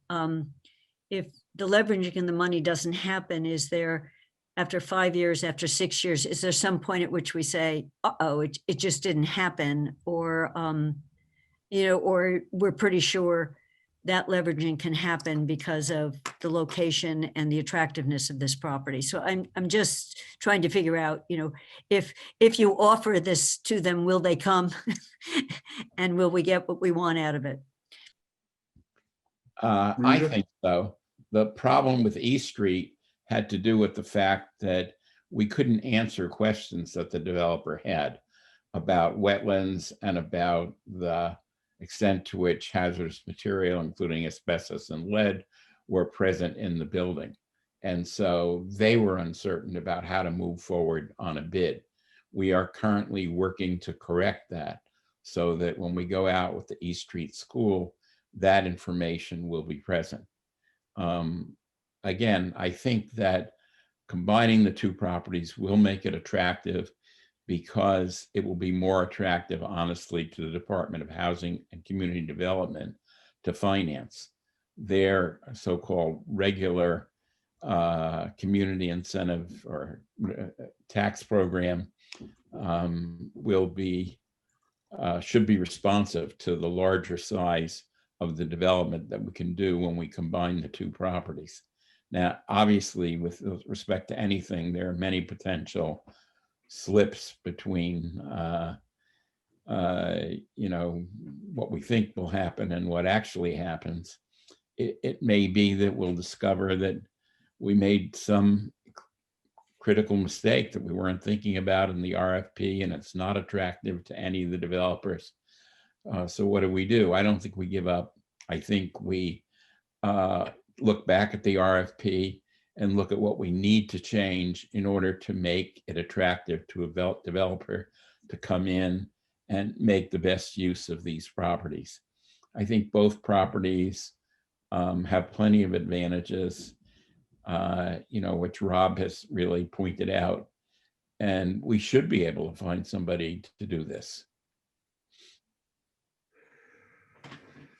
Rita, you had your hand up to an additional response. Thanks. I think in answer to your question, Kathy, the greatest leverage you get is through low-income housing tax credits, which John spoke about earlier. And what makes this development, and particularly if it can be bundled with East Street, both attractive to developers, but also very competitive for financing, is size. So you achieve certain economies of scale when you get to larger developments. And the reason being is that the transaction costs in doing a tax credit development are so significant that the only way to kind of spread out those transaction costs is to have more units. And most developers who use the tax credit program will tell you that you need to have a minimum of 40 to 50 units in order to make it sort of worth their while, and for those costs, again, to be spread out over a larger number of units. So I expect that that this development will in fact attract many more developers than East Street as a standalone did. And that is because it's expensive. John's pointed out there's a lot of paperwork involved in doing affordable housing development. And if you're going to do 20 or fewer units, it just, unless you have a lot of money and have a tremendous amount of subsidy, it just isn't worth the brain damage. Okay, thank you, Rita. I'm going to ask one question that's going to Sonia mostly, and also to Sarah. And then at that point, I think we'll have circled around. I see that Dorothy's hand is still up, but I want to check with Mandy then about whether she wants to continue the CRC portion of the meeting. But to get to the question, have you, Sonia, calculated what you think that the annual amount that's going to be required from CPA is going to be to repay the anticipated note that's going to have to be issued? Because that is the amount that will be then not available for other CPA purposes and community housing for the length of the loan. I did, but I need to find it before I can actually give you a number. And while she's looking, I'll just say that, whatever CPA funds have to pay for the debt service, that money is not available for any purpose. It's not just not available for community housing. But we don't know exactly what the cost would be, but we did spend quite some time kind of looking at our debt obligations, debt existing and potential, given our recommendations, what those would look like over the next 10 years. So we can handle it. There may be some years where there's a significant part of the CPA budget is going to debt service, but we think all these projects are worthy, so we can live with that. You have some current debt that you're paying that is expiring soon that will help lessen that burden? Yes. Some of them are community housing projects before my time, like they were 10-year notes that are, maybe Sean knows, like something was done to Rolling Green, or we did something to enable some permanent, create some permanent affordable units there. I think there were repairs. Sorry? I pulled it up. Yeah. So if I'm looking at the right one, the first payments for this would be 112,000 would be the first year, and then it would start to go down from there. And that was based on a higher number because the original estimate that we had for CPA was at 800,000. Yeah. So it'll actually be no more than that. It'll end up being less than that once we do the actual borrowing. And it was also using a very conservative interest rate, which we know if we move relatively quickly with this, the interest rate will come in much better as well. And then there are a number of projects that will come off the books in the next few years. Yeah, Ann Whalen also. And yeah, there's an Amherst Housing Authority one. Yep, Ann Whalen comes off in FY24. Rock Farm comes off in FY24. Kiaris looks like that's going to be paid off in FY23. So there's a number of projects with existing debt from CPA that'll be rolling off in the next 2 to 3 years. Dave, did you have something? Yeah, Andy, I know I think we're nearing closure, at least on this discussion. There were two things that were kind of touched upon that I just wanted for the record to put out there. And now that Kathy is here too. One is that if we look at these two properties, East Street School, which as we've said, really was a longstanding town property, came to us from the schools, was an elementary school, was not purchased with CPA dollars. And then we have Belchertown Road, which if we look at a total acquisition and other costs at $850, I believe one of the finance committee members asked about, so what is the total, if we are bundling these and putting this out there, what is the value of the East Street School property? And it's one thing to look at the assessed value.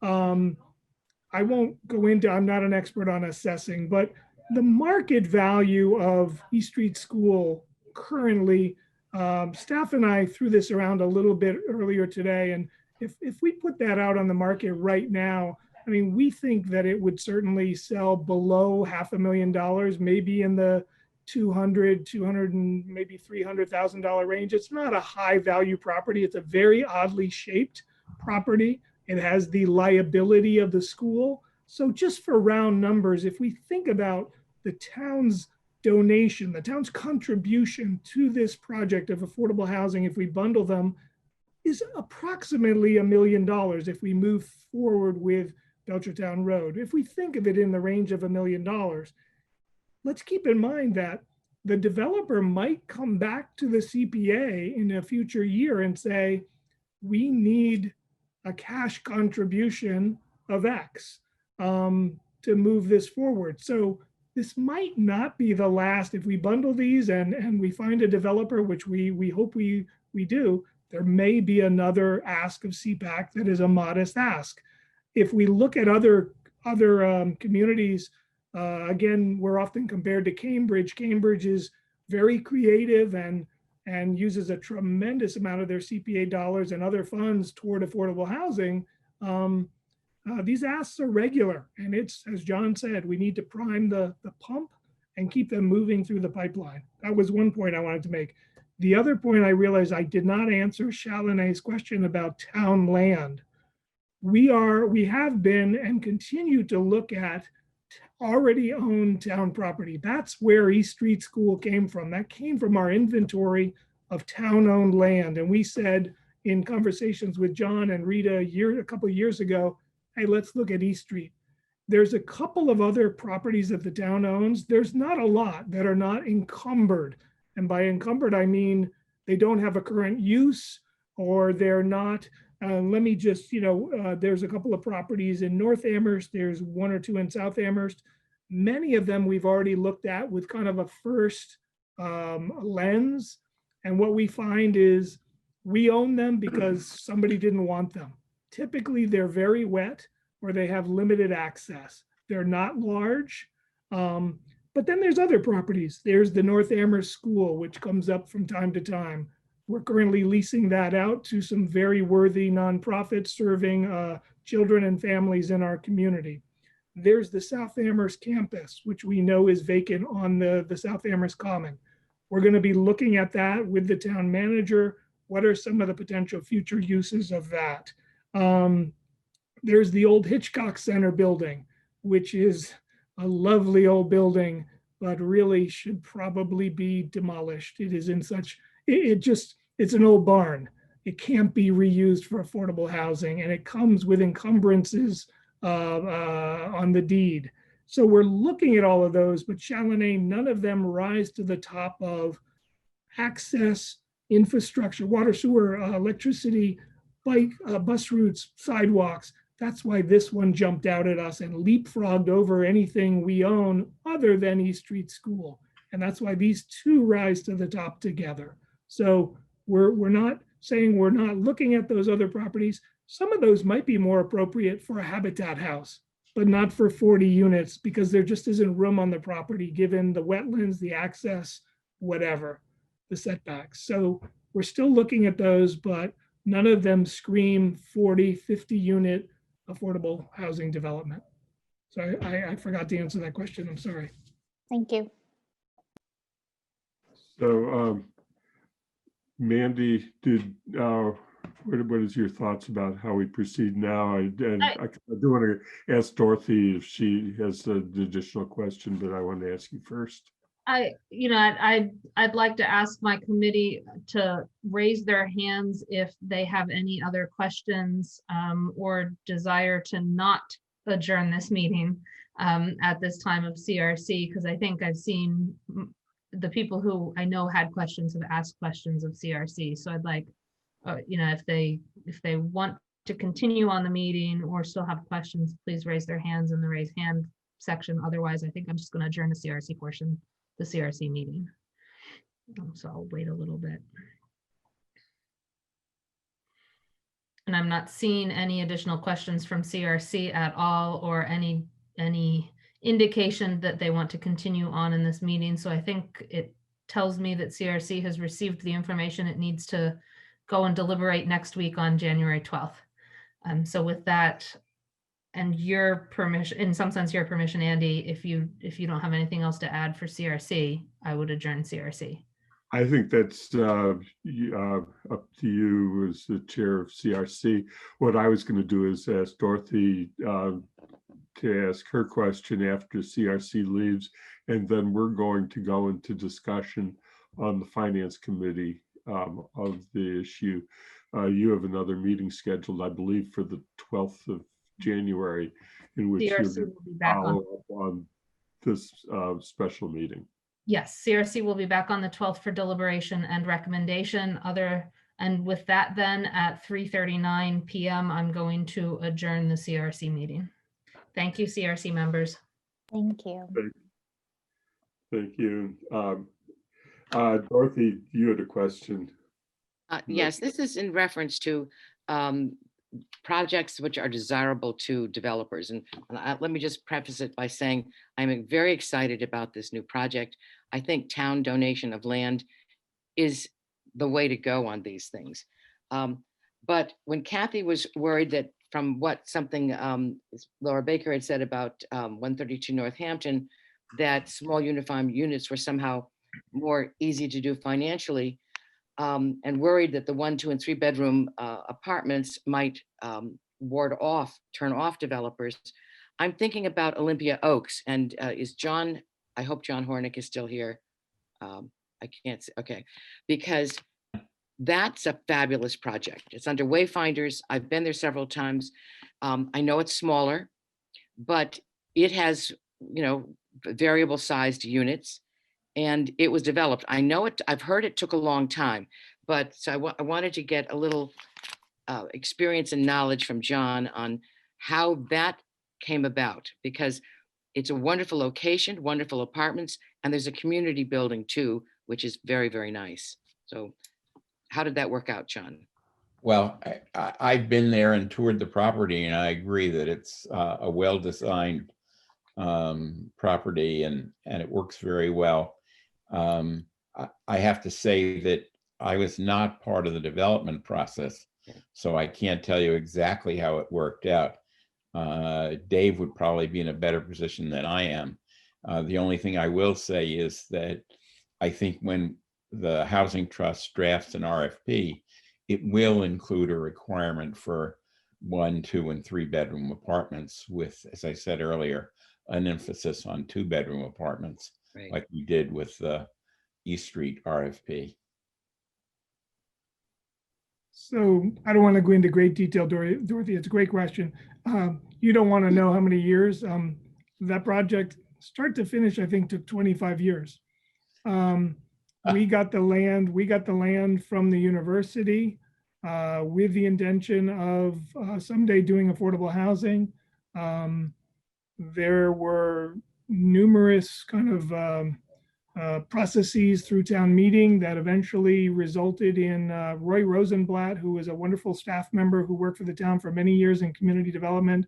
And I think, Rita, I don't know how involved you were with that project with Roy, but I worked on it for maybe a couple of years as I was just coming on, and it really brought together dozens and dozens of professionals. And in the end, I think there's 42 units there, if I'm not mistaken. 42 sounds like the number, if I'm not mistaken. But it was the town donating the land. The property is surrounded, not unlike Belchertown Road, with some conservation land and trails. We eventually were able to get the university to donate to us the public way.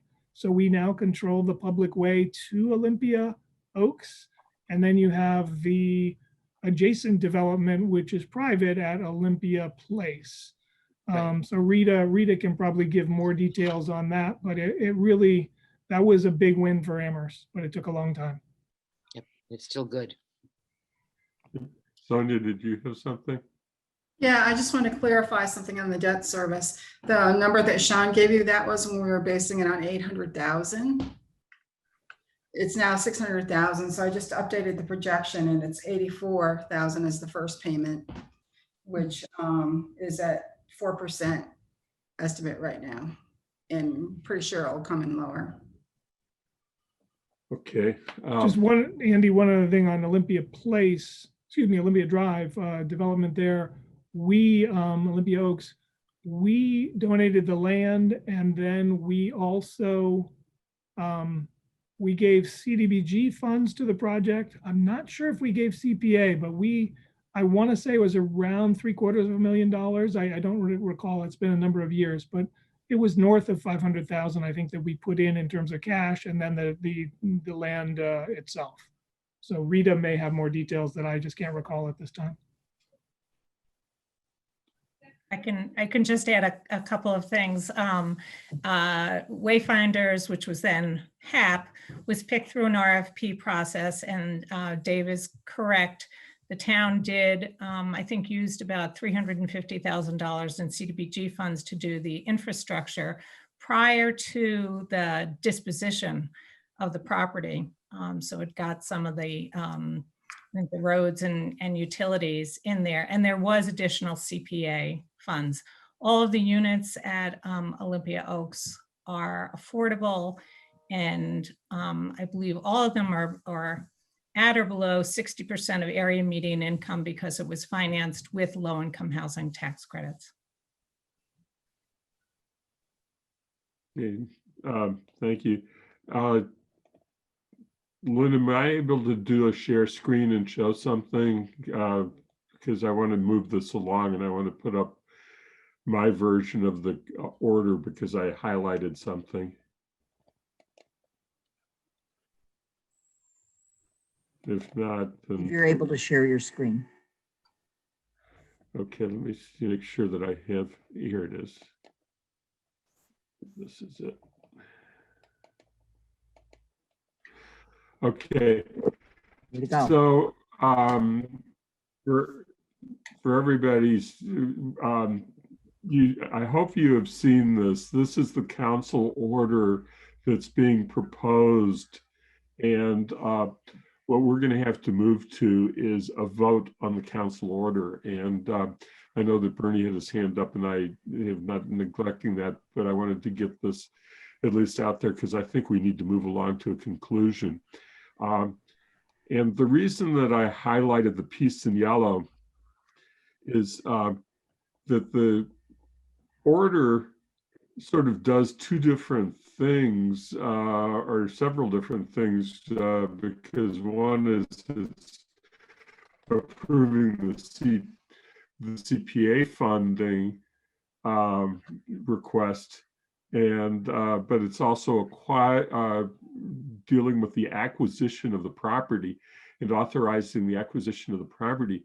And I noted that when you get into it, that the amount of the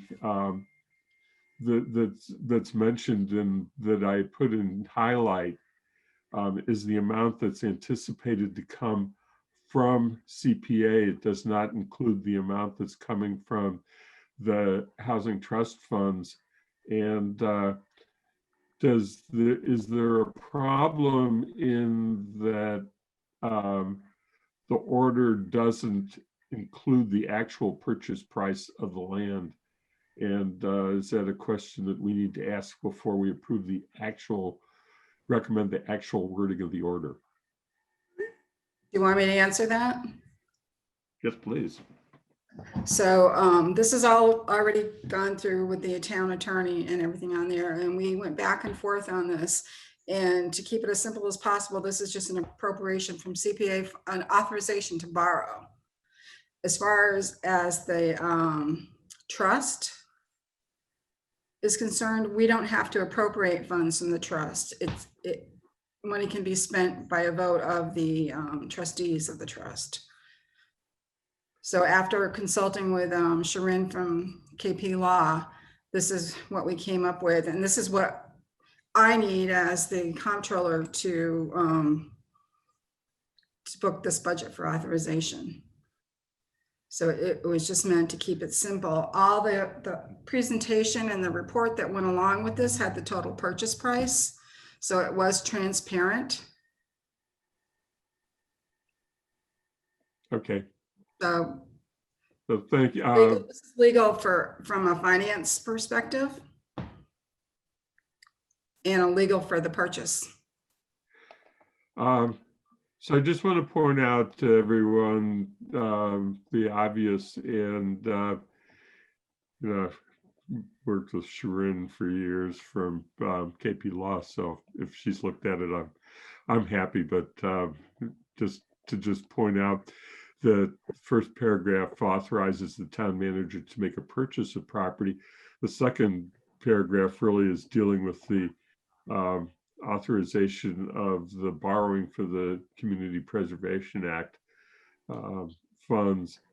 Then the third paragraph C has to deal with the conveying of allowing the long-term lease agreement, and then the fourth one is kind of a catch-all of other instruments that we're authorizing the town manager to do, so that what we're being asked to recommend is this order. And I just wanted to make sure that it was up on the screen for a moment, so that if there are any questions about it, that we can ask that. I don't know if there are any other hands up at this point, because since I'm sharing now, I've lost my participant list. You've got Bernie, Sarah, and Kathy. Okay, take them in that order. Bernie? Let's see if I can unmute myself. Yeah, I just wanted to welcome Rita's involvement in this project. She and I met in the last century sometime, working on affordable housing in Belchertown. And our paths have crossed from time to time. Just a consummate professional, and I feel very, very comfortable having her helping us with this whole process. I'll second that, Bernie. Sarah, did you? Yeah, I'm not a lawyer, but I'm looking at paragraph C, and it refers to a qualified purchaser. And I think we've been told that the town has to retain ownership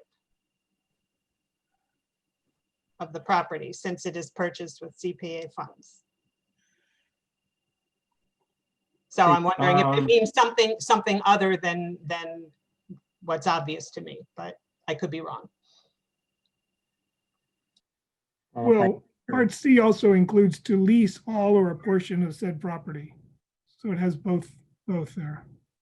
Convey a fee or lease. But why would you say to a qualified purchaser if that's not an option? Just to a developer of community housing. I think that the question is the first part of the sentence under C has to do with conveying the fee or enter into a long-term agreement. And the question is, why have the first part of it convey the fee, or are those words then creating a problem for the CPA statute? But isn't the question whether the word purchaser should be there, Andy? If you just change the wording to a qualified developer, the first is we're doing it one way or the other, but the word purchaser says they are buying it. Yeah, that's my concern, unless it's like you're purchasing the agreement, but I would have thought it was purchasing the property. It's a purchase or lease. Yeah, that's the way I read it. I read it as it could be a purchaser of the property, but it could also, I read it to be purchaser of a lease. And we can have Sharon take one more look at it. We're going back to her anyway. So, we can bring that question to her and just make sure that, I don't think that affects the recommendation, because we all know what the intent is. So we can bring that back and just get it confirmed. Okay, so I'm going to go ahead and take this off in a moment so I can get back to a more normal view. But we could do a motion today that we recommend this order to the council subject to a final review by KP Law, and for the purpose of making sure that we should be comfortable with subparagraph C, and then we can get Sharon's final say on it. So going off of stopping the share for that. And Lynn. Yeah, I'm ready to make your that work. Okay, you had a question then. I had one more question, and as I do apologize if this got asked earlier. As we enter in to the contract to purchase, have we already done complete surveys of the land so we know the developer, any issues? And the question is there any contingency risk? When you go to buy a house, the final inspection, you can get out of the deal.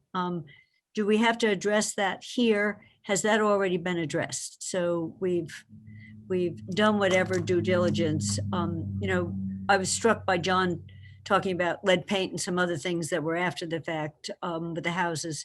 So is this, when we authorize it, it's a done deal? Or when we go into something like this, do we have that final clause on the purchase and sale subject to a whatever? That's my question. We've already, for all intents and purposes, we've completed our due diligence.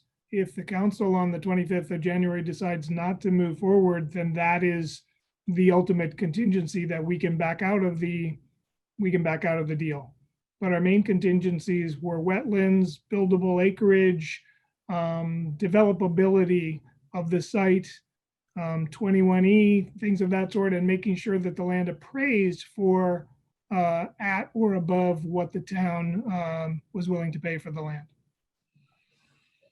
unlikely to be any surprises like an old oil tank underneath the whatever that was never removed, or, I know it's not a toxic waste dump. So I'm just, it's we didn't do very well when we bought our house, I must say.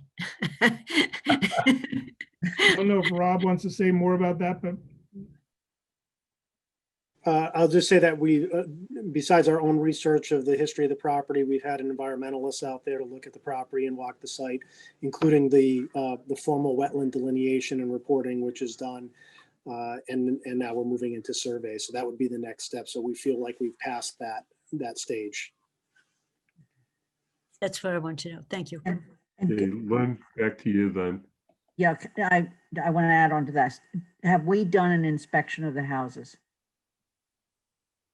And do we know that they are able to be rented as is, or will we have to invest in them? We have not done our own home inspections, probably what you might be thinking of on a typical purchase. The properties are managed by a professional property management company and have been certified through our rental registration program. And then through the appraisal process, the condition was highlighted in that reporting as well. That's the extent of the work we've done related to the structures so far. Okay. Right. Thank you. There's two other hands. First, or do you want the motion? Why don't we go ahead with the motion, then see if there's any discussion on the motion, and we can move forward. I recommend, I move that the Finance Committee recommend the approval by the Town Council of the appropriation and borrowing authorization and land acquisition and development order F21-08A, subject to final review by legal counsel. Second, DeAngelis. There's been a motion and a second. Any further discussion on the motion? Sarah, I see your hand up, but I assume that was from before. Yes, So, sorry, I don't know. Am I supposed to put it down? Yes. Oh, okay, sorry. So Usually anybody raise from my anyone from the committee have any additional comments? Bob Hegner. Yeah, I just want to say I'm very familiar with this area, the area. I drive by it more often than I should. I think it's a very, very good location for affordable housing. My only concern, and this was raised earlier, is that the infrastructure around where Route 9 and East Street meet is not very safe for pedestrians and certainly for bikers. And I think it will require some further investment, especially if there's the other development going on East Street. If this goes through, if the apartments start, increasing the number of residents there, I don't think it's a showstopper, but I do think we ought to be aware of that there is it's just not safe as it is now. And there's a lot of, there's Cumberland Farms, people cut it in and out. There's that little triangle by the bank and people cut across Route 9. I mean, it's a pretty dangerous place. So I wouldn't want to walk there. I wouldn't want to have young kids there. So just bearing that in mind, that we're going to have to address that at some point in the future. But I do support the idea. Anything else? I would just, in our report, Andy, I think it's important to note that, because it is a developing housing comes with infrastructure, and we don't often finance it in the cost. So I think it is we're taking on, to me, an obligation to do something about it at some point, not in this thing. So I think it's a really important point to emphasize, not to hold this up, but it is. Yeah. It does have a complication, and Dave alluded to it earlier, and that is that this is a state highway.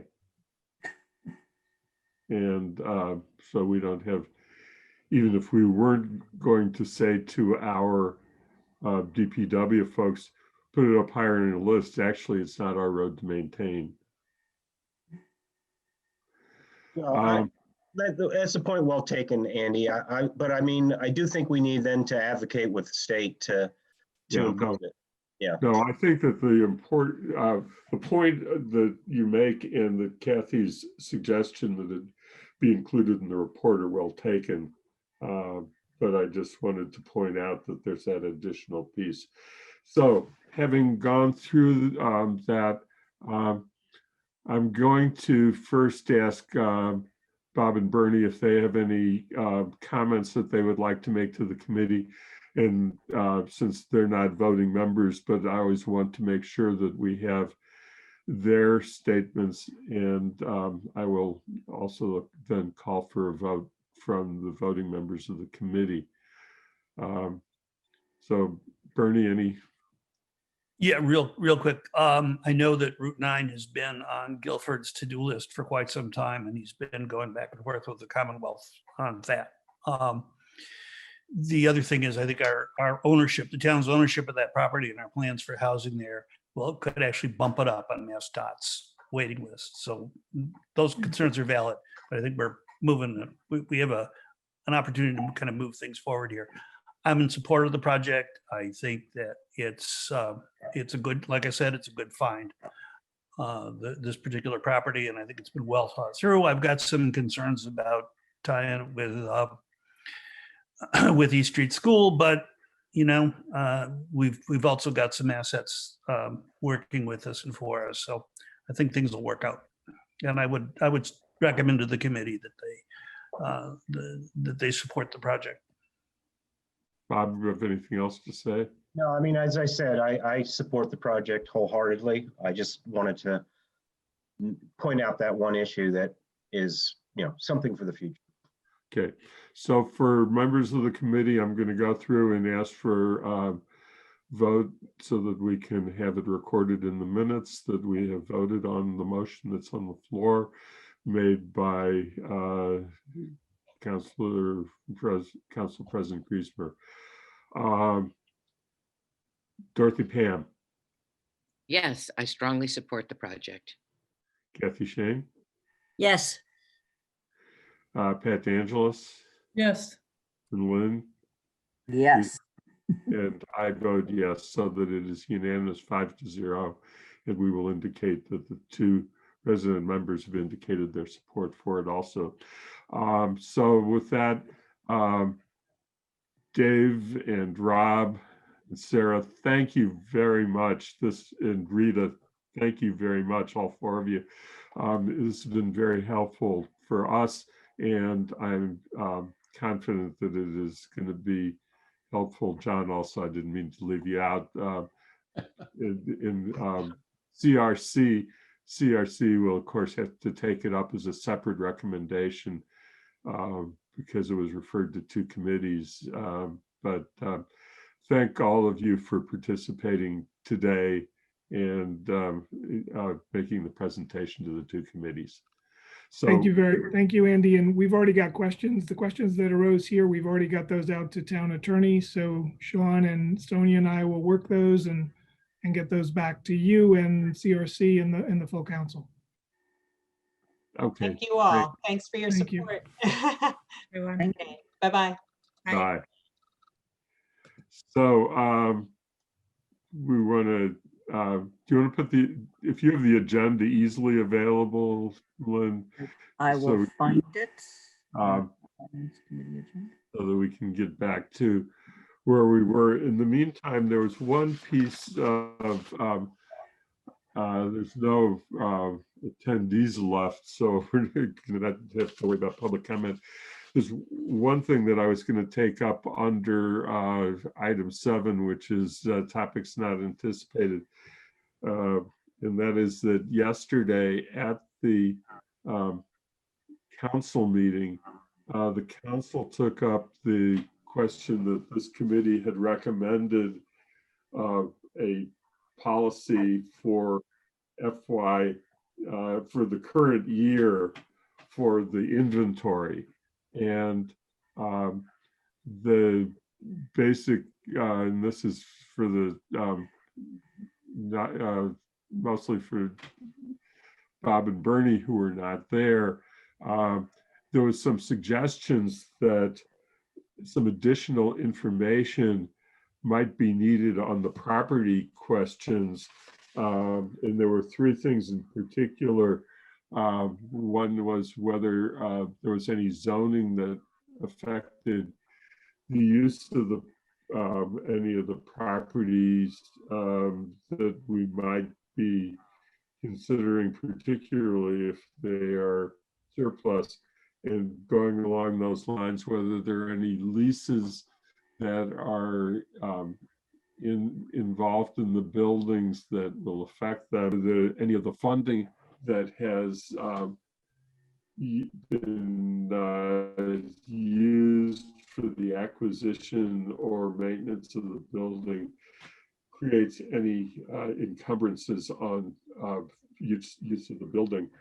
And the way that we talked about it at the council meeting is that we would consider that at a future finance committee meeting, so that because we had a provision in there, I don't have the exact language in front of me right now, but essentially that we would have a comment box for each property, so that those additional information, including, and there was one thing listed about, I think it was future use, could be added. And so that we felt that these are things that fit within that category.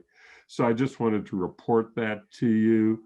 I don't intend to have the discussion today because I don't think we have time, and unless Sean tells us that he needs the answer immediately, I don't think that it's worth spending time. Sean? Yeah, I mean, I think our position is, unless somebody on the finance committee objects to us putting that information in there, that we're just going to go ahead and do it. They're sort of one-time things that we would put in for each property, and once it's in there, then we would just keep it from year to year. So we're fine going ahead and just adding that to our list. Okay, I have a email that I will forward to you that I received from Councilor Brewer this morning, that she kind of basically restates it, but I will make sure so that we have the exact terms, and I will make sure that within the next day that gets done, forwarded to you. So the question of the stormwater management bylaw and the listed discharge bylaw, the key staff for that are going to be at the next are going to be available at our next scheduled meeting, which I think is January 26th. We don't really have to get into a discussion of this today. I did encourage you to take a look at the presentations that were made. Unfortunately, I think the meeting and hear the staff that were involved really answered some questions that get into the financial questions that were posed at that meeting. Amherst Media, as of yesterday, had not yet posted that December meeting on its website. And I don't know that, I think we just have to wait, but between now and January 26th, my assumption is it will be up there, and that those of you who were not at the meeting and want to take a look at the discussion and hear those questions and responses from our very informed staff in advance, we'll have the opportunity. Lynn? I think that meeting got posted late yesterday afternoon. Okay, because I checked early in the Yeah. Early in the afternoon. So if it's up there now, then it's available. Are there any other questions or immediate comments about agenda item 3 as listed on your screen? Do you know if we have the rewrites of these bylaws yet? Because we were waiting for the rewrites and voted automatic referral once they were received from legal counsel? We can double check with Guilford, see if that's come back yet. Okay. And once it comes back, I assume Guilford and his staff will proof them to make sure that it's all consistent with what they understand to be the case. Okay. Yeah, I'll ask them about that.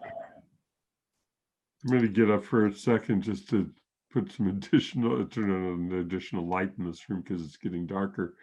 But does that answer, Lynn, it's my understanding that it has been referred and that Yes. we were just assuming that we would have the rewrite of the bylaws before the 26th and that they would be available to the committee prior to our being able, our having the discussion on that day.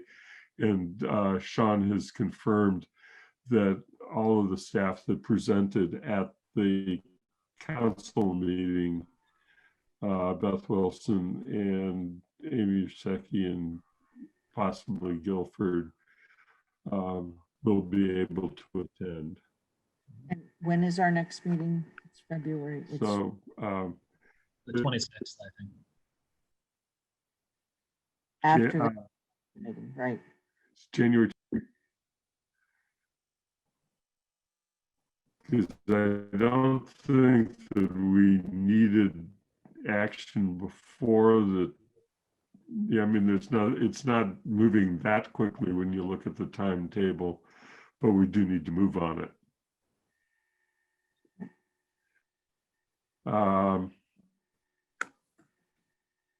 And then the other thing that's on there, I'm just going to keep going because I think we're actually pretty close to the end of the meeting then. To the resident members of the committee, a memo that was distributed yesterday for the counselors about items that it actually covers. It's really dealing with the entire council, so all committees, but there's a large section that's it's labeled as finance. And the request is that each committee schedule a time in which it can review the relevant portions of that to-do list, council activities for the next year for its committee, and then comment back. And it's not something that we were intending to do in detail today because of the amount of time involved in the fact that it's now getting on towards 4:15. And I don't think we have the bandwidth to take the issue on at this point. But I did want to encourage attention to it for the next meeting. In the meantime, my suggestion is that Kathy as vice chair and I'm going to call on Kathy then after I finish this statement, that Kathy and I take a look at what is immediately on the list and what needs to be addressed in a short time span. And the second thing that we do is continue to schedule our meetings at 2:00 on the day following council meetings, whenever council meetings occur, which is where that next date comes from. And that we just assume that about it at the next meeting. Kathy? Thanks, Andy. I was just going to comment on that, but not in specific. I think there were items on that and then trying to look at some scheduling. And we had a separate quick discussion, and it's come up in the past. Mary Lou had raised it on things that we might want to, as the finance committee, with our ability to ask for analysis or comparisons of budgets. I mean, advanced budget, do we want to raise the issue of how much Amherst spends on schools compared to other schools in Western Mass, as we're hearing about the what a flat budget would do for them. So when we look at the agenda items, I just want to figure out whether that's something we would want to talk about at the committee level, whether we want to have a separate conversation. So I just want to raise that as an issue that I'd like to figure out some way to have on an agenda.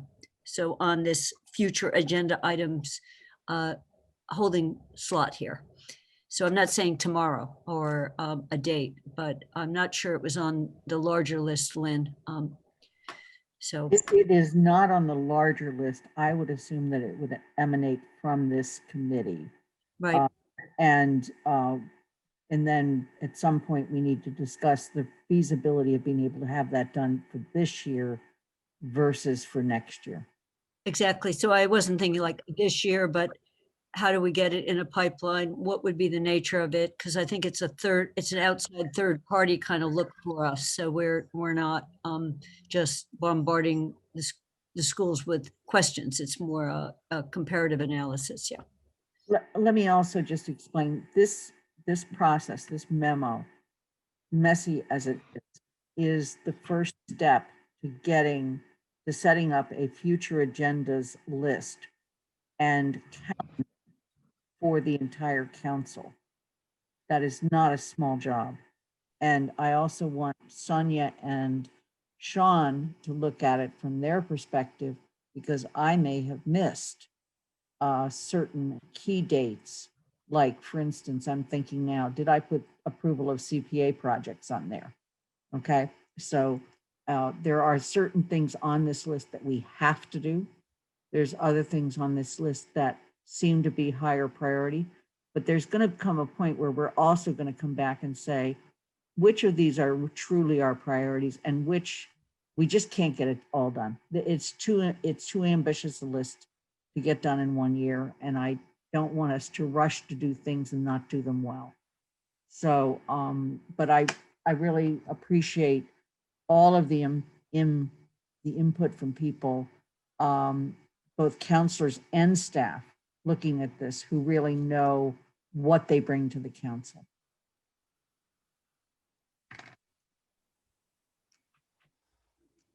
Yeah, I had made that suggestion, but unfortunately I didn't follow Lynn's instructions very well and sent a separate memo as opposed to trying to do it on the document itself. And I think that's why it Your comments are there, Andy.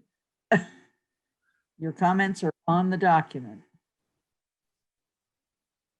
So I'm not worried.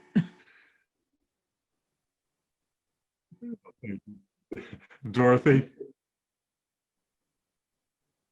So I want to check about our committee meeting. Will we be meeting at the same time as CRC? Because I don't want to do that. I want to be able to quietly attend a CRC meeting if I need to. Are they the week after, or are they alternate weeks from the town meeting? Do we know?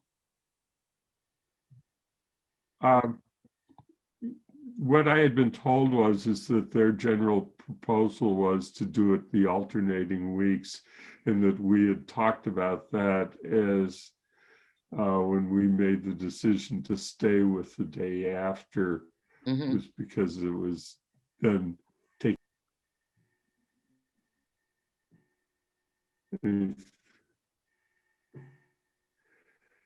So with that, is there anything else that somebody wants to raise? And again, there's nobody in the audience at this point as attendees. So I'm not asking, I don't have to ask for public comment, even though it's on the agenda. Just a quick point, Andy. If there's nothing else, then I'm going to go ahead and. Yeah, just a quick piece of information. I didn't get to say this. Yes, go ahead, Lynn. But as each year, as we elect officers, we also then give counselors the opportunity to affirm and or say whether they would like to be on other committees. And I'll be sending that email out soon. That is not a suggestion that anybody should leave this committee. It is just to let you know that that does happen annually after the election of officers.